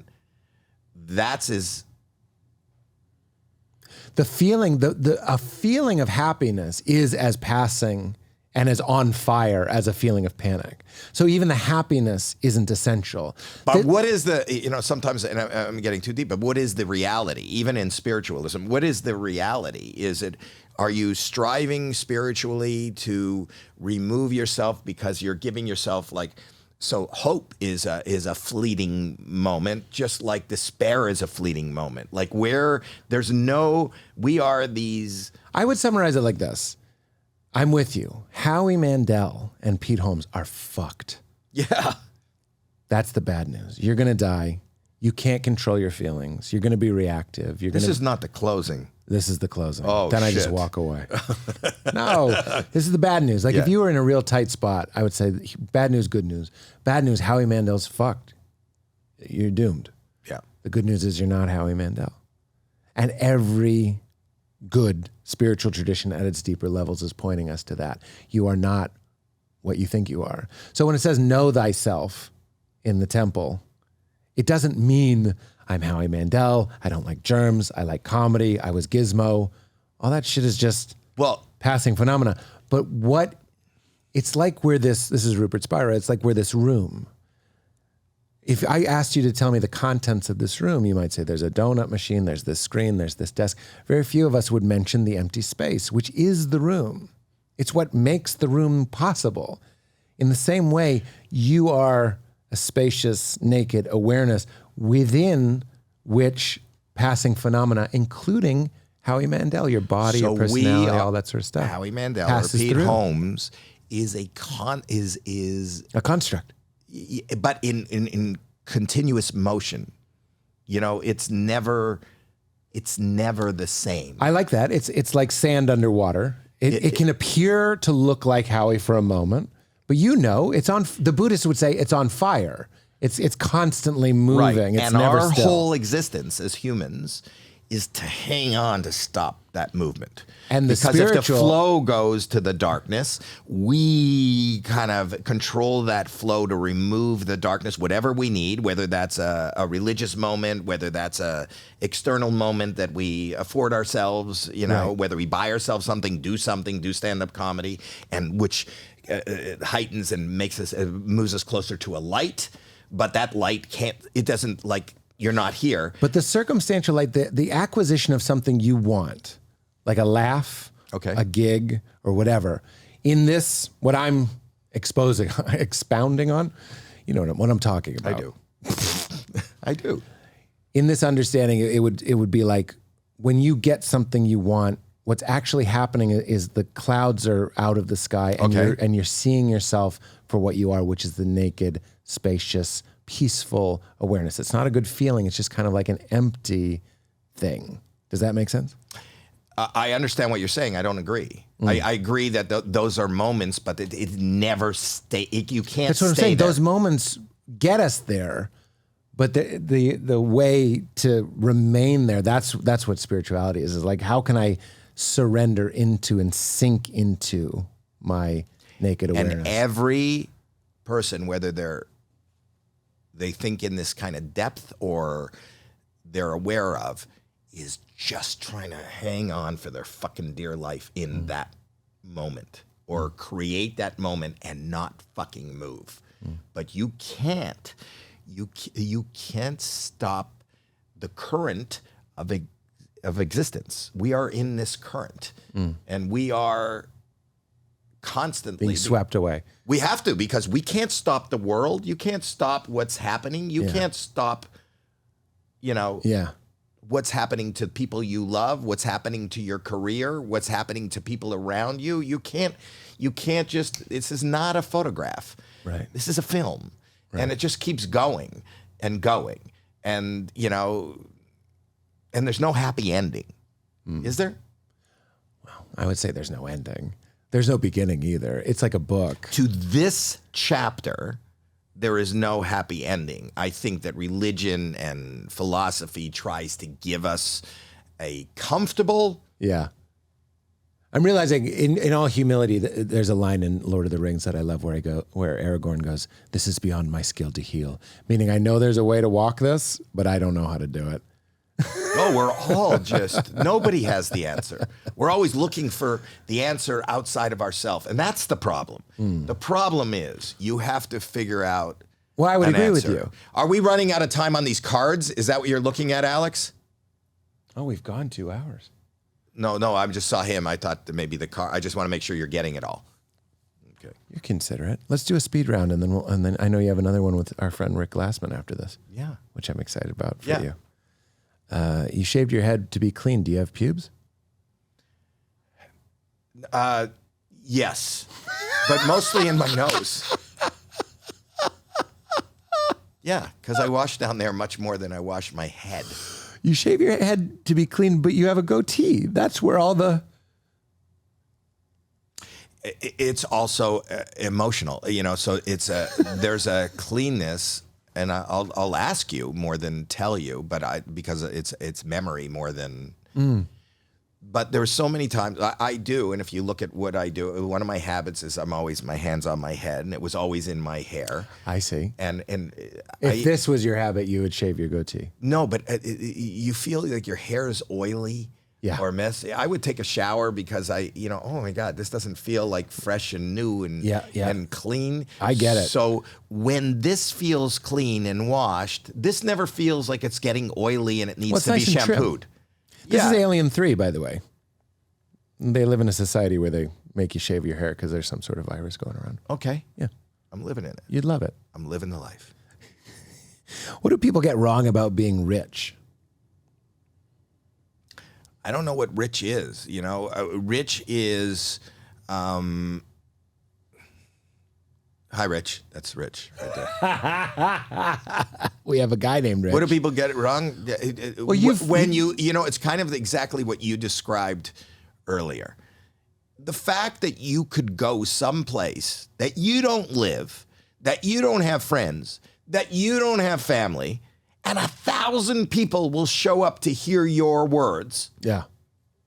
But right down the street, 3,000 people will show up to hear somebody else's words.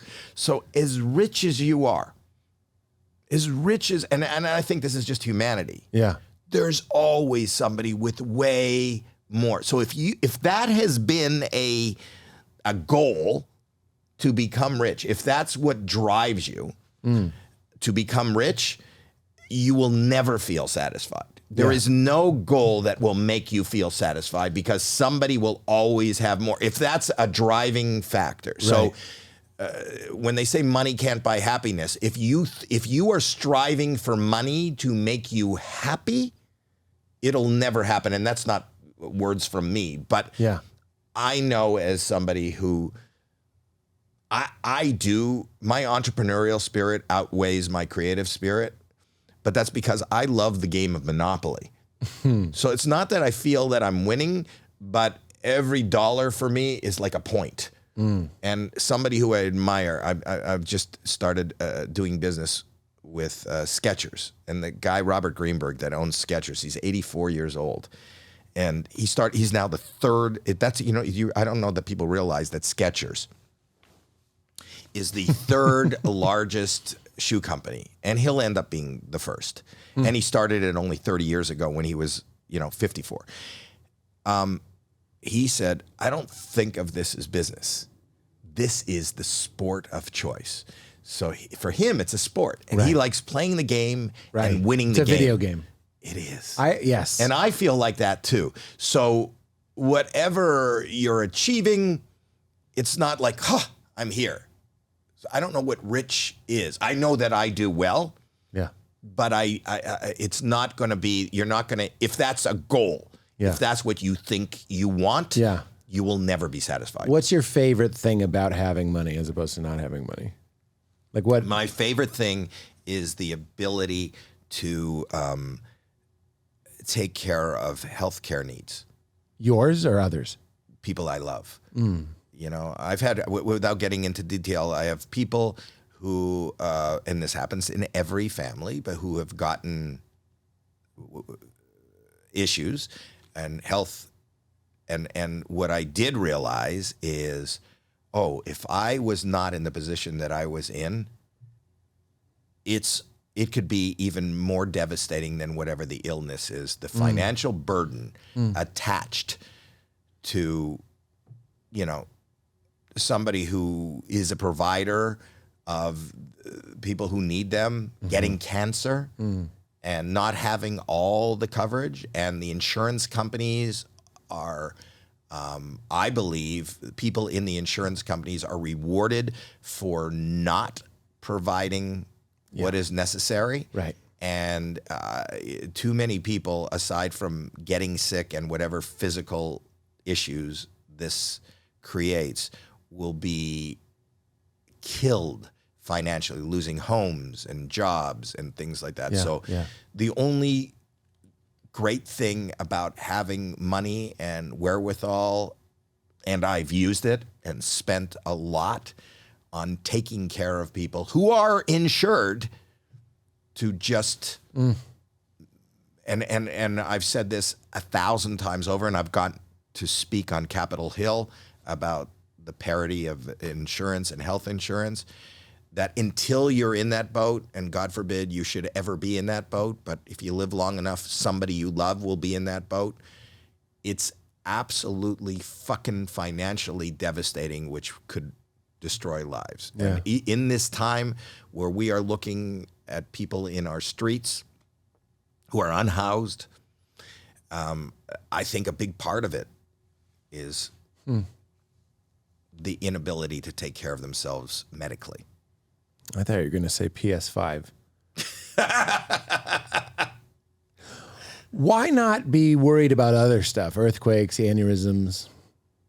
Why are you so sure I don't? I do. And they're just as prevalent. So then why live in California? Why not live in the safest place on earth? Where is that? I believe we've Googled it. Where is statistically the safest place to live? Now that you Google it, you realize this is probably going to be the last you'll Time ever we see see me you. in California. I've heard that living off a Great Lake is supposed to be one of the safest places to live. It's not true. I Because- come from Toronto. because they have fresh water. No. Safest place to live on earth. Augusta, Georgia, #1 safest place. Yeah, it sounds like a great place for a Jew. Do you have game show nightmares? Do you have nightmares that you're on Deal or No Deal, but it's like your head in the box? No, my nightmare on Deal or No Deal, the hardest part of Deal or No Deal for me is, when I did it, I didn't realize this was going to happen, but I am, maybe because I'm so broken, empathy is something that drives me. I just want everybody that I witness in any walk of life to leave wherever I am better off than before they met me. So when they lose. When they're making ridiculous decisions based on some bullshit, there's no... You're going first of all, nuts. there's no skill in that game. Yeah. There is no fucking skill in that game. Yeah. People go, I got a strategy. We're going to pick my grandmother's favorite number. It's not a strategy. Yeah. That's just what you're going to do. It's not you're not going to... That's been a through line through this conversation. Like your feeling about life is, that's not a strategy. That's just what you're going to do. It's very funny. Okay, is it? Yes. It's true. And when somebody tells me they have 3 children, no health insurance, they're out of work, and I say the banker is offering you or being $100,000, I don't care what the odds are that there's $1 million in your case. There are odds. There are odds. So you should take it. It's $50,000. There is no odds. You mean you're doing taxes and cuts and stuff? Pardon me? He said 100,000. Or 100,000. I don't know. What I'm saying is, I'm guaranteeing you 100,000. I'm handing you $100,000. Yeah. I'm a huge proponent of a bird in the hand. I would never be cast as a contestant on that show. Right. I don't gamble. Right. I don't play. They want the juice. Vegas. They want the juice. They want, and that's what people do. The drama. But to be looking at another human being, I'm a human being. Have you ever just been like, fucking take it? So I have been reprimanded. When I was the host, I was reprimanded a couple of times because I think I told you the story before, but originally when I didn't want the job, then when I took the job, I thought I'll be funny and really hopefully charming and maybe people will like me. And then what happened was when I talked to the first person and I'm sitting there like I'm sitting there with you and I realized this is a human being. This isn't a contestant. Yeah. This is a human being. I'll never forget her name, Karen Van. I have a picture of her right here. And she told me that same thing. And that's what changed my cadence. I didn't do any jokes anymore because I didn't want to distract. I didn't do any jokes. I was so embarrassed about what I had done on that show. Wait, what did you do? No, on the first 6 shows, I didn't do any comedy. It was the first time I didn't play a character. I didn't do a voice. I didn't do comedy. And I slowed down my cadence because I started talking to, because the first offer was like $20,000. She went, no deal. And I went, $20,000. I know where you live. I know what your situation is. I slowed down my cadence like you probably talk to your 5-year-old. Yeah. And I would say, like when offers came in, I'd go, Karen Van. The offer. Stop it. Is $30,000. $30,000 is 3 times more than you made this year. Yeah. $30,000 is a guarantee.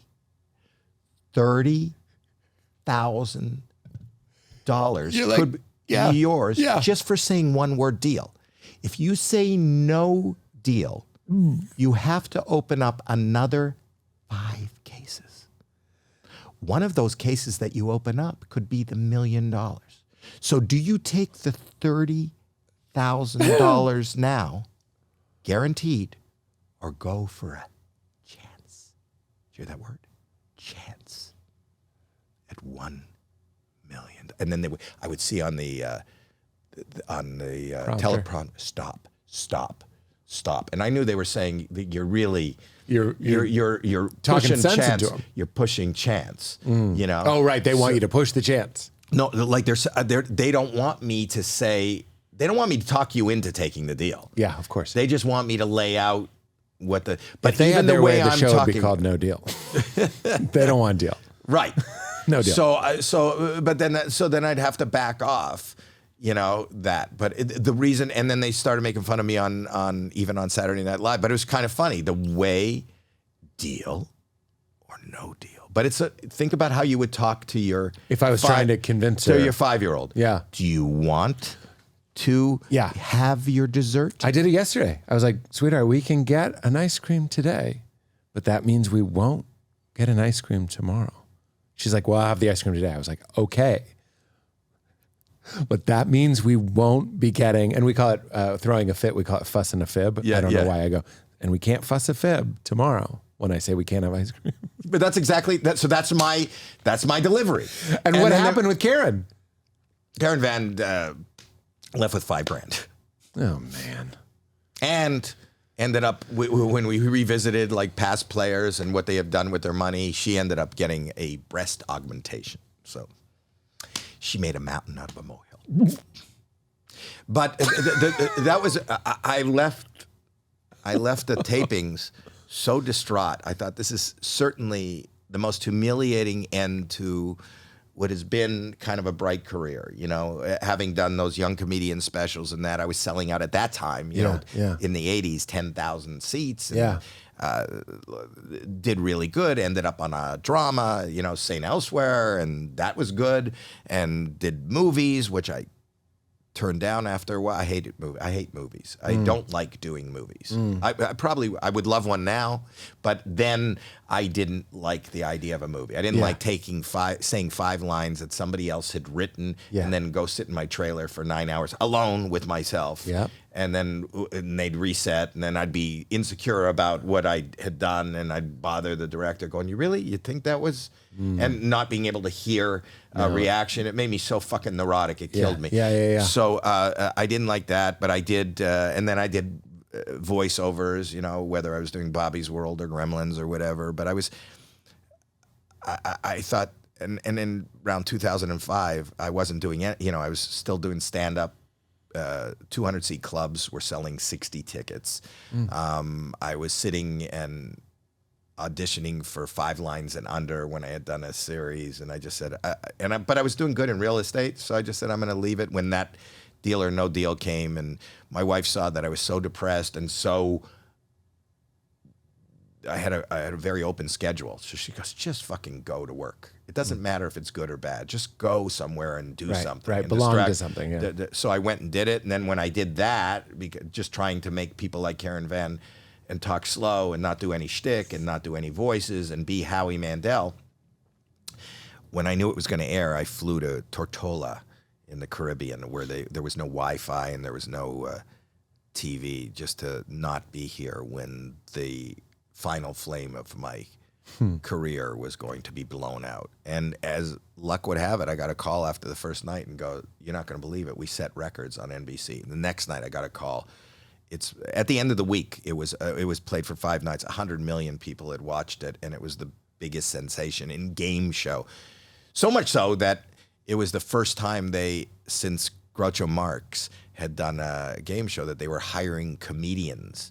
So they hired, the next day Fox made a deal with Jeff Foxworthy the following week. They actually called me and they said, what do you think? I don't even know Jeff Foxworthy. To do Are You Smarter Than a Fifth Grader? Yeah. Bob Saget did 1 versus 100. Louis Anderson got... Family Feud. Yeah. And now the comedians are constantly called to do. You're welcome, Steve Harvey. It's so funny, man. Yeah, seeing it from your perspective as a piece of, matter going through time and space slowly and as a story. My perspective is, you got it. What a sweet deal. Huge hit. Of course it was. But all that humanity was there. You were worried. You thought your career was ending. Oh, and I didn't feel like I belonged. The truth of the matter is, they said, we can't do it without you. And this was on a Friday. And I said, I don't want to do it. And then they talked me into doing it. My wife died. I said, when do you start? And they said, Monday. And I said, well, don't you need to hire models? And they go, well, they're there. Well, don't you have to build a set? They go, it's built. So how many fucking people said no before? I started 2 days later. How many people? And I know a lot of people that did. I know that... They asked Ellen. They asked a lot of people to do it. Wow. Everybody said no. It didn't seem like a game. I'll show you in the other room. I have the pitch deck that they gave me, which looks like it's horrible. It's not even. They didn't even go to Kinko's. It's just a bar. They brought it to Jerry's Deli in the. I was having soup at Jerry's Deli. I said, if they want to show, they go, can they show it to you? I go, I'm at the deli. They go, they're going to come to the deli. I guess they were desperate. It's Friday. Wow. They were starting Monday. And he brought this cutout with 26 squares. And I had to pick little pieces of paper that had money amounts on it. We didn't have cases or anything. It's just you didn't go to Kinko's. You could see he made the lines with a ruler. One of them is the menu. What is this? It's horrible. And it ended up being a television iconic show. Do you think your germophobia, let's just take that, has helped? Because everyone knows what you are. You know what I mean? Here's the thing. Howie. And I get asked that. The guy. I'll be honest with you. He doesn't shake hands. I have found ways, and I'm sure this goes for you too, I have found ways in my own suffering and shortcomings to cope and make it work for me. If it is a gift, I would love to return it. I would be the first to return it. No deal. It's not, you shouldn't hope or celebrate somebody who has this. I think that if you take anything away from this, I think the key is to identify it and get help for it and know that it's out there. I work with a company called No CD, who is I love, and I'm not promoting, but I will promote them because I truly believe, and I do get paid by them. But I became a spokesperson. NoCD.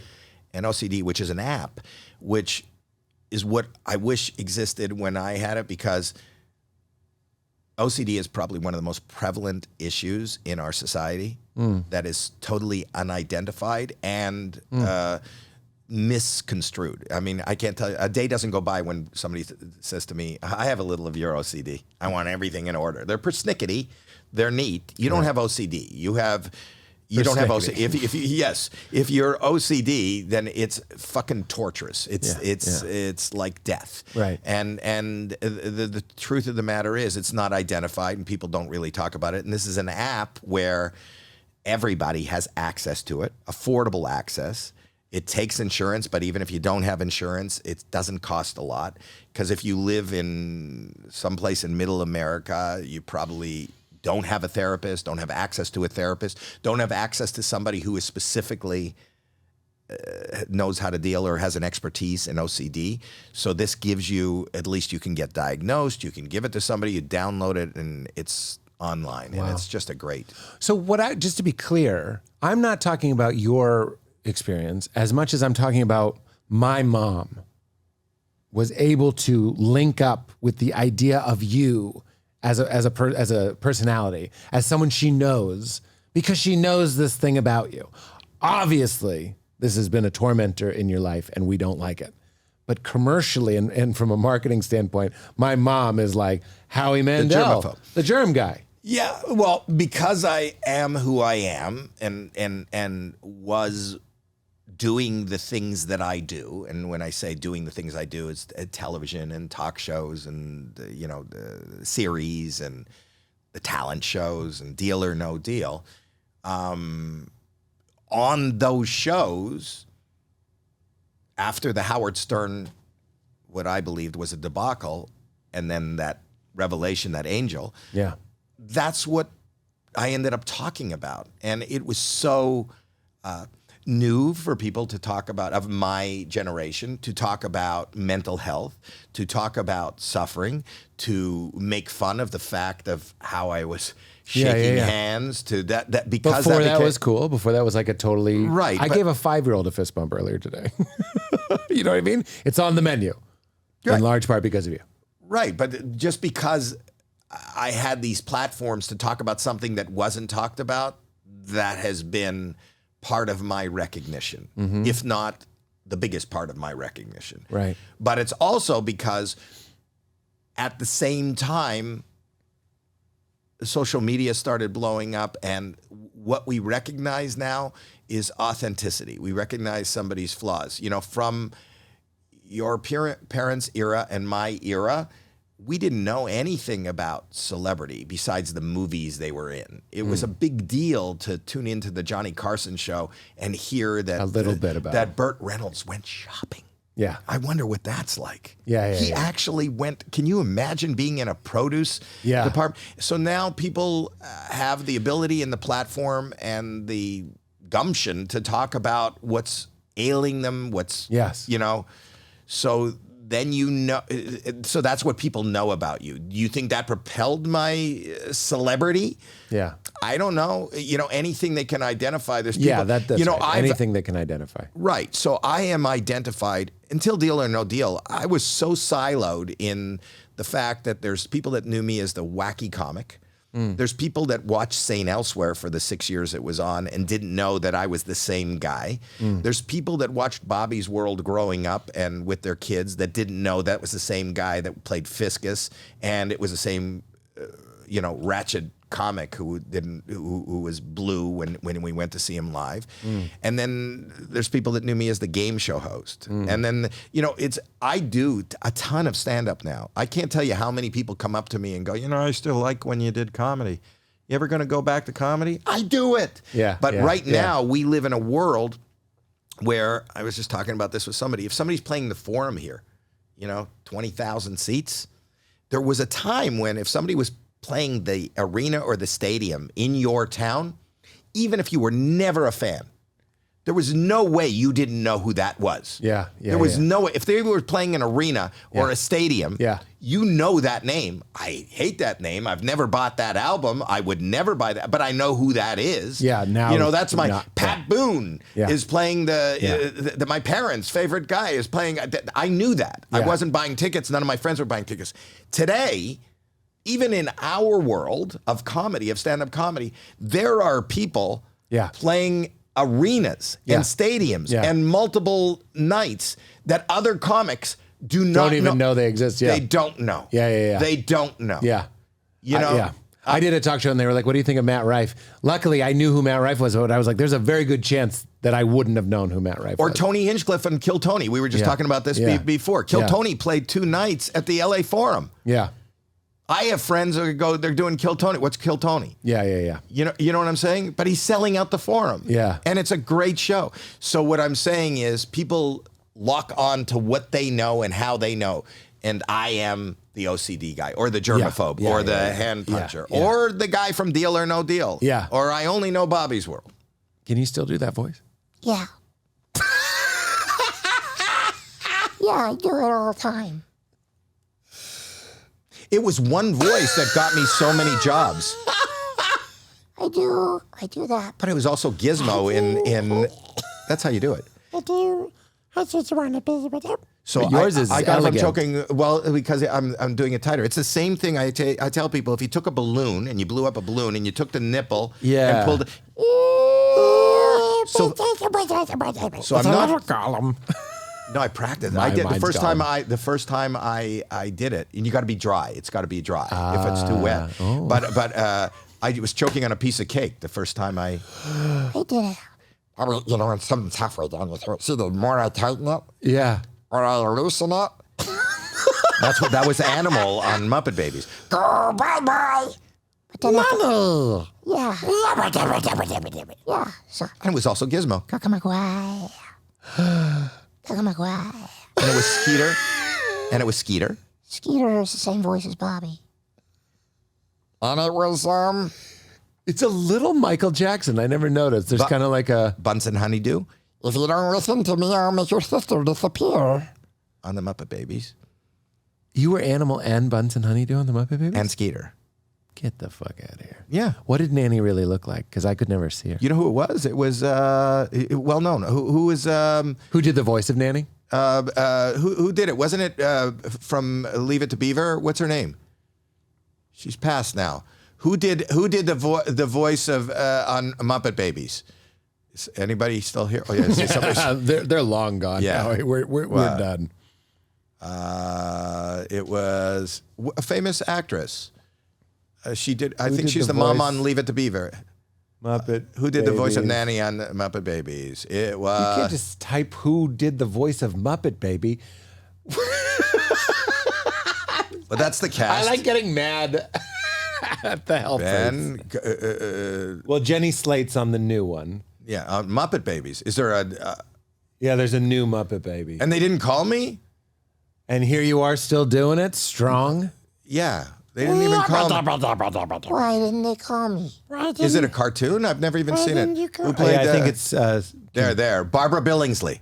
Barbara Billingsley. You know who she was? No. She was the you remember the show Leave It to Beaver? No. You never heard of Leave It to Beaver? I've heard of it. I haven't. She was I the haven't. mother on Leave It to Beaver. All right. We had a lot of famous. Go up to see who the cast was. Who is the cast? Dave Coulier took my place. I didn't want to do it anymore. So Dave Coulier took my place. So he was Animal, and I was, it's not saying all mine. A lot of, Frank Welker, who got me They the, clicked on you. me? They clicked on you. That's No, hilarious. don't click on me. Go back to the top. I want to see if I know any of these people. Frank Welker was Kermit. Yeah, Frank Welker. Hey. Yeah. Anybody I can't do him. Kermit. Except Jim Henson's son. I'm just kidding. He doesn't do it. It's a little bit off. You can just tell. It's so close to Frank being- Welker got it's me a the new job voice. here, and he got me the job in the Gremlins. Frank Welker, who's still working tirelessly, he's like the Mel Blanc of today. But I don't even think people know who Mel Blanc is. Not so much. Not so much. Well, I love this. I really enjoyed this. That we always ask the same last questions. Okay. One, have you ever seen a ghost? Yes. Tell me. We actually moved out of a house in Sherman Oaks because it was calling me. On the phone? No. Howie. Like that. Shut the fuck. That's what I said. Shut the fuck. I didn't know what it was. So my daughter, who I do my podcast with now, was saying there was a man in her room, and we How thought, old was she? not even 2. A man. We'd hear her scream, and then she'd say, there's a man. And then she would point to the closet, and we'd think, oh, she's having nightmares. Then we hired a nanny, part-time, like a babysitter. And we came home one night, and she goes, there's a man in her closet, like a ghost in her closet. And I go, the baby was doing that. I go, what does the ghost look like? And they said, a man with a beard and whatever. And then I flew back to Toronto about a month later with my baby, with Jackie.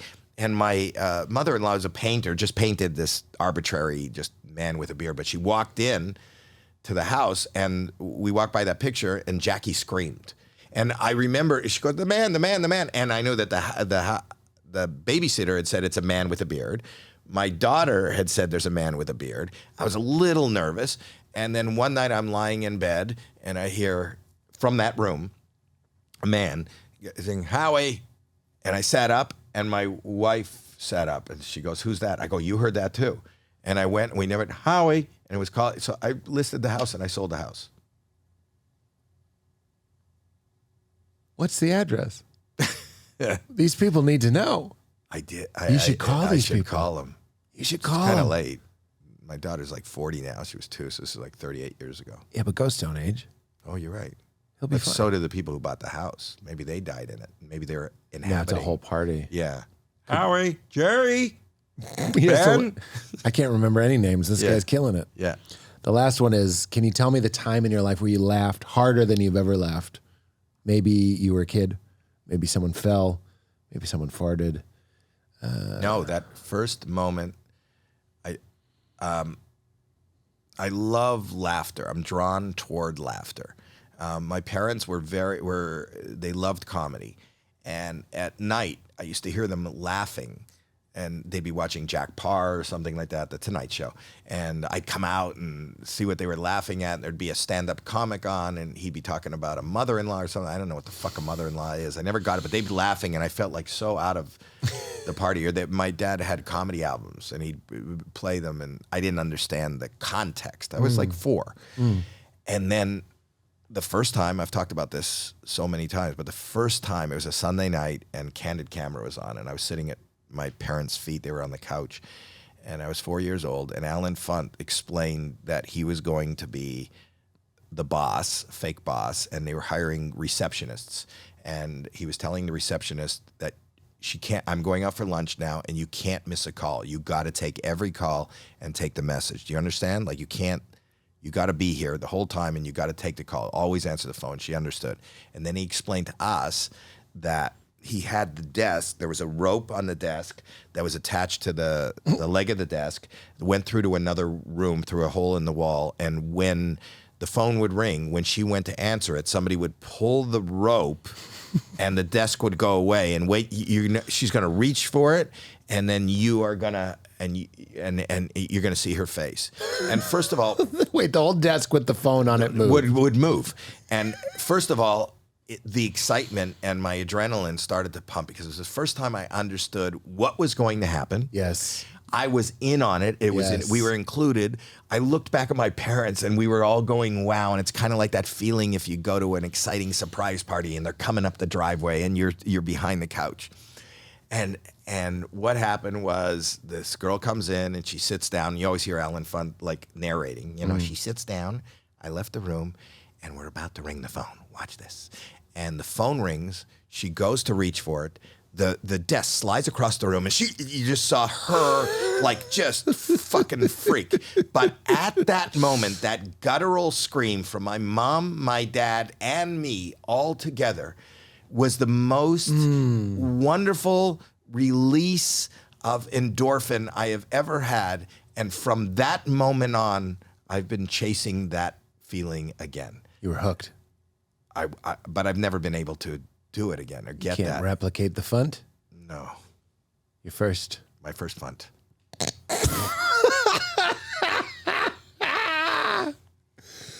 I don't know why I want to close by just saying you're just a delight, and I wish you everything. I want Thank all you, the buddy. peace and goodness. Well, you are peace and goodness. You are a wonderful guy. I've gotten to know you a little bit. Yeah, well, 2 podcasts. We've talked more than a lot of friends over years. Yeah. So 4 hours of talking. But we should go for dinner one time. I would love to. I know. You live far away, though. Yeah, but I got here in an hour today. That's not bad. Where you are? I loved where you were. That's why I was early. I'm used to 2 Right hours. off the freeway. I'm right at the airport. It was the best. Yeah. The best. I would love that. I would love to see you again. Love to meet your wife. Since 1980, yours. that's all I wrote was 1980. Yeah. You've been married. Yep. Good for you. She's great. Good for me. It is good for me. She's my savior. She's I believe it. She's my angel. I can't believe you've been married that long. You just don't hear that often. I'm not trying to extend the interview, but like, well done. Thank you. Let's get the fuck out of here, dude. Yeah. Thanks, buddy. Wait, you got to say keep it crispy. Would you please delight my current self and my child self and say keep it crispy as Bobby? You can say no and just do it as you. No, I'll do this. Keep it crispy. It's crispy. Thank you. Pete Holmes from Howie and Bobby and Skeeter and Gizmo. This has been amazing. I didn't know I wanted it so bad.